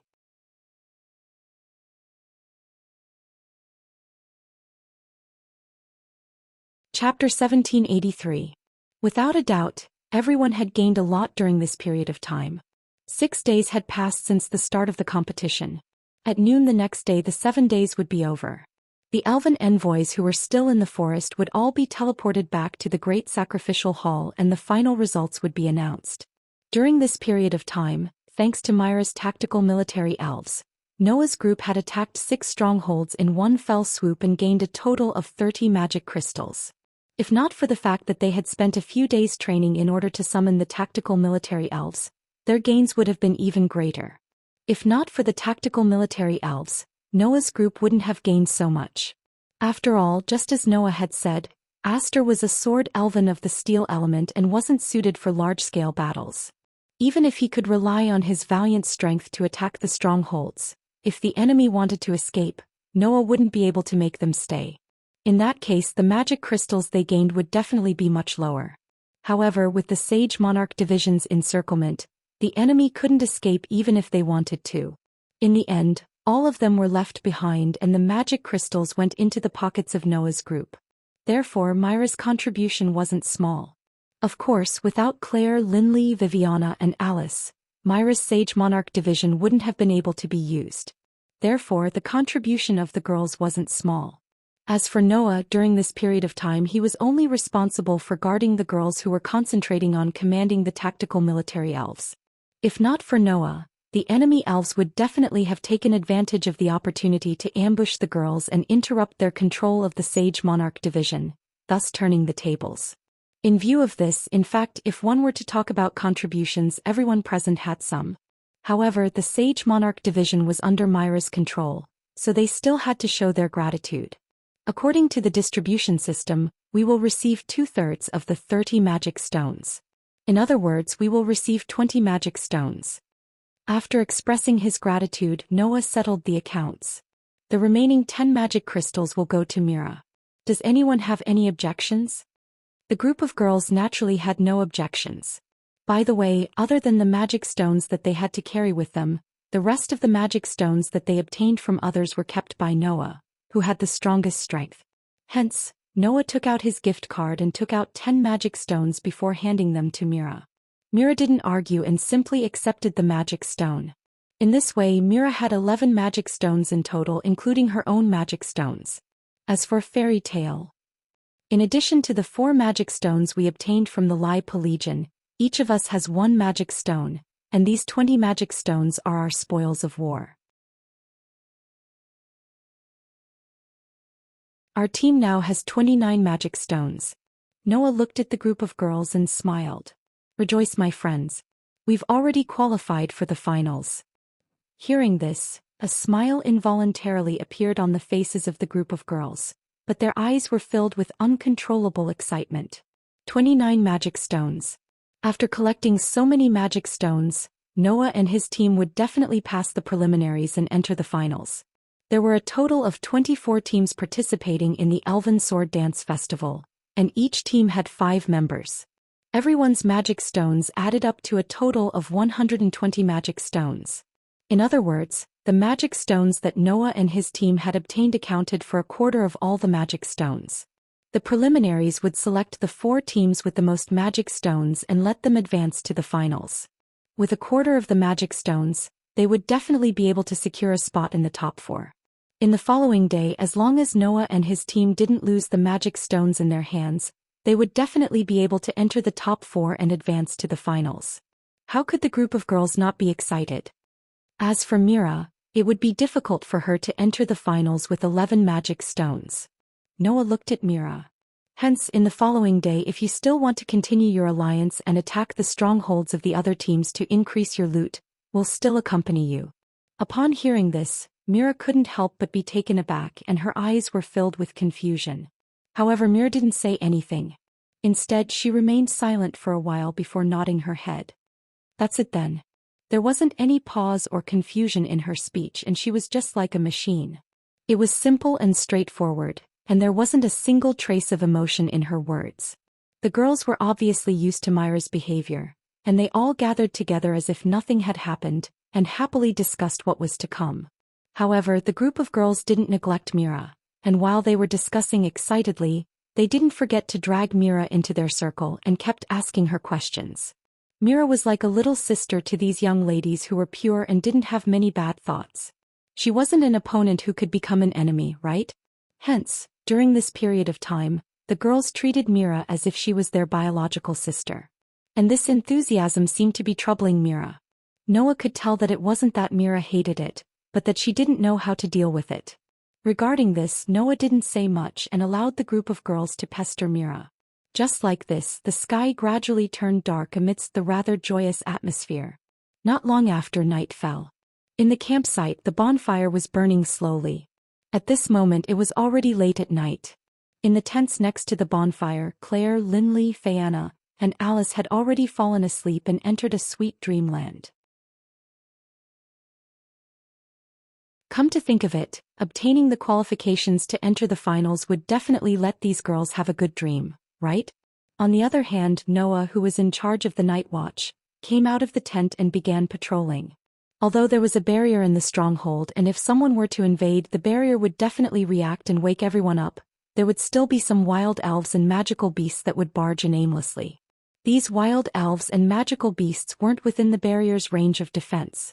No matter what, most of the elves and magical beasts only had the intelligence of wild beasts, and some of them didn't even have any intelligence at all. They wouldn't even consider whether they would trigger the barrier and attract the attention of others. If these existences were set within the barrier's range of defense, the barrier would sound an alarm every few days, and it wouldn't be able to withstand it at all. Hence, no stronghold would set the wild elves and magical beasts as defensive targets. It was precisely because of this that in order to prevent these elves and magical beasts from suddenly attacking the elven users in the campsite, patrolling and night watch were necessary. And this would naturally attract some skilled elven users who would let their spirits in to investigate the movements in the stronghold. Regarding this, Alice would usually let her contracted spirits out and let them carry out anti-reconnaissance to eliminate all the elves. This wasn't within Noah's scope of work. Noah only needed to be in charge of patrolling and driving away or eliminating the wild elves and magical beasts. During the patrolling, Noah inadvertently caught a glimpse of a figure in the direction of the lake. Looking at the figure, Noah pondered for a while and finally walked over. Under the pitch-black moonlight by the lake, a petite girl stood facing the wind and gazed into the distance. A pair of different-colored eyes flickered slightly, and no one knew what she was thinking about. After a while, the girl's ears twitched slightly and she turned around and looked behind. There, Noah didn't deliberately make any sound and directly walked over. "It's you?" The girl tilted her head and asked indifferently. "Don't you need to patrol?" "I've already patrolled once and there aren't any problems at the moment." Noah came in front of the girl, looked at her and asked, "Why isn't Mira asleep yet?" Mira lowered her head slightly. Soon after, she turned her head once again and looked into the distance as she replied with this sentence. "I'm thinking about something." "Is that so?" Noah smiled without any surprise. "Then why don't you tell me?" Mira fell silent.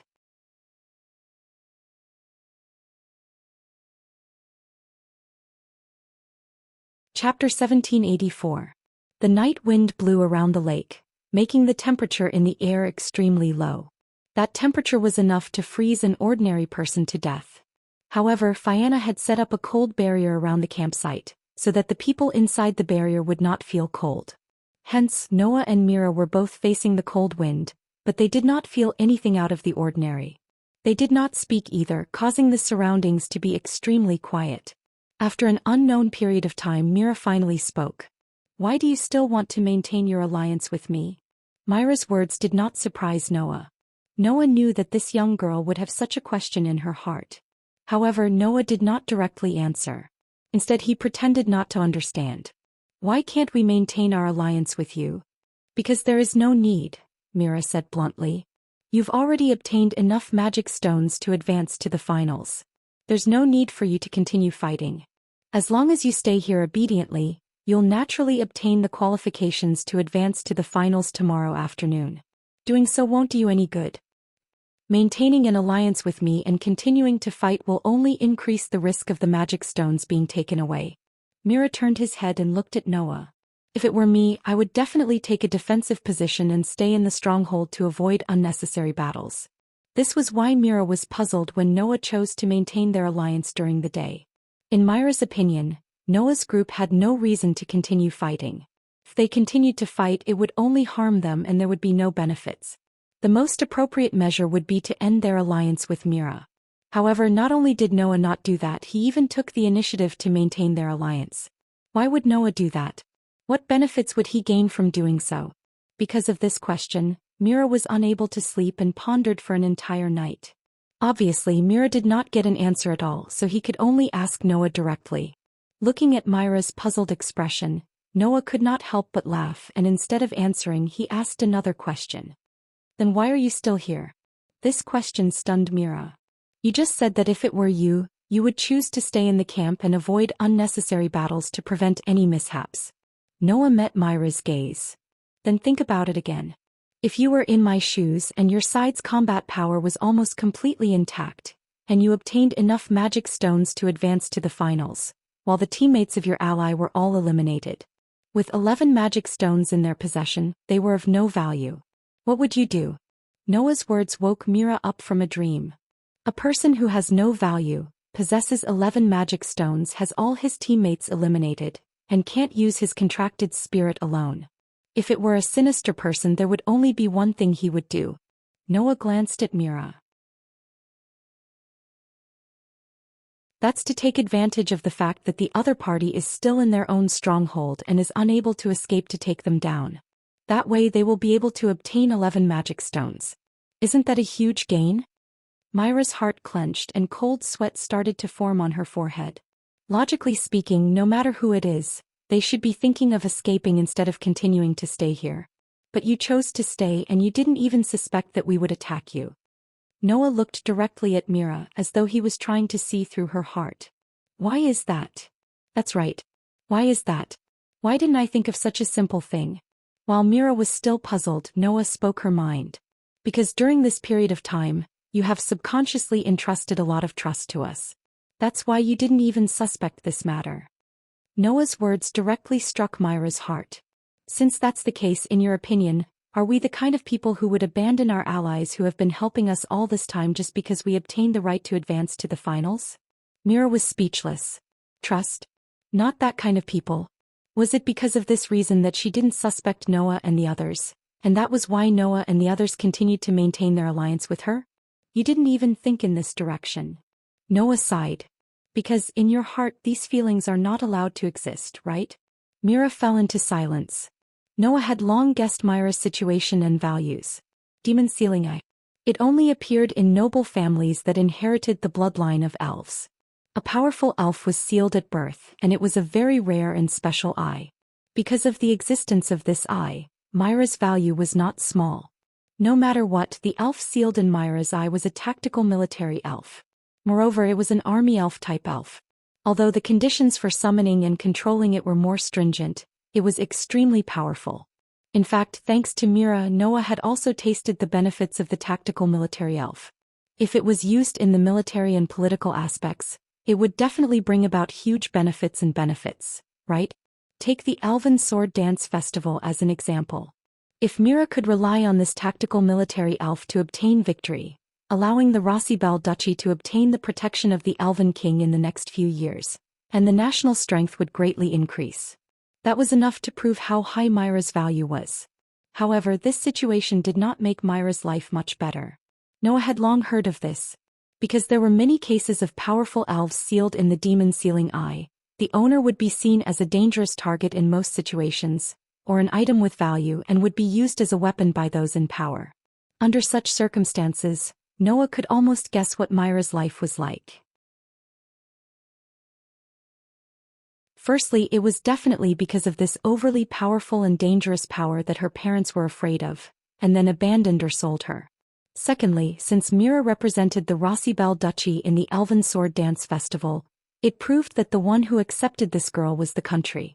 For a small country that had just become independent from the divine kingdom of Georgia not long ago, the Rossibel Duchy was far inferior to the surrounding countries in terms of military strength and economic power. It was impossible for such a country to not want to obtain glorious results in the Elven Sword Dance Festival and use it to increase the overall strength of the country. As such, Mira, who possessed the demon sealing eye, was bound to be nurtured as a weapon in order to obtain victory in the Elven Sword Dance Festival. In the end, looking at the current Mira, who was undoubtedly only 13 years old, but had no emotions like a doll, it was not difficult for anyone to imagine how the Rossibel Duchy would treat her for this goal. It was precisely because of this that Mira was not allowed to have emotions. This girl was definitely in the process of being used as a weapon, and her emotions were gradually taken away from her by others, right? Therefore, facing the enthusiasm of Claire, Linley, Frianna and Alice, Mira put on a troubled expression, not knowing how to respond at all. It was also because of this that Mira did not think in terms of emotions, and fell into an unprecedented dilemma, thinking here for an entire night. Unfortunately, the final answer made Mira completely lost. Just like what you said, my existence is only to obtain victory in the Elven Sword Dance Festival. Apart from that, I was not given any other value. After a moment of silence, Mira spoke in a low voice. So, the reasons you said, I really can't understand. It's fine if you can't understand. After all, you are still young and there are still many things you can learn. If you don't understand, just think like before and that will be enough. Noah looked at Mira and smiled slightly. And personally, I am actually very happy that you did not suspect that we would attack you and that you trusted us. As long as that is the case, that is enough. After saying that, Noah extended his hand and patted Myra's head as she stared blankly at him. At least this proves that you still have human emotions and that you are not a tool. After saying that, Noah turned around and left. Mira stared blankly at Noah, who was gradually leaving. After Noah left, she subconsciously reached out her hand and touched the head that Noah had just patted dotingly. Feeling the lingering warmth, Mira murmured, I am not a tool. That you're tuning in to the Dreamy Chapters YouTube channel. We're so grateful for your support, and don't forget to subscribe to join us on this incredible journey through captivating stories. Your generosity through donations truly makes a world of difference, as it's the primary source of revenue that allows me to expand and enhance this channel for you. Thank you from the bottom of my heart for being a part of this adventure.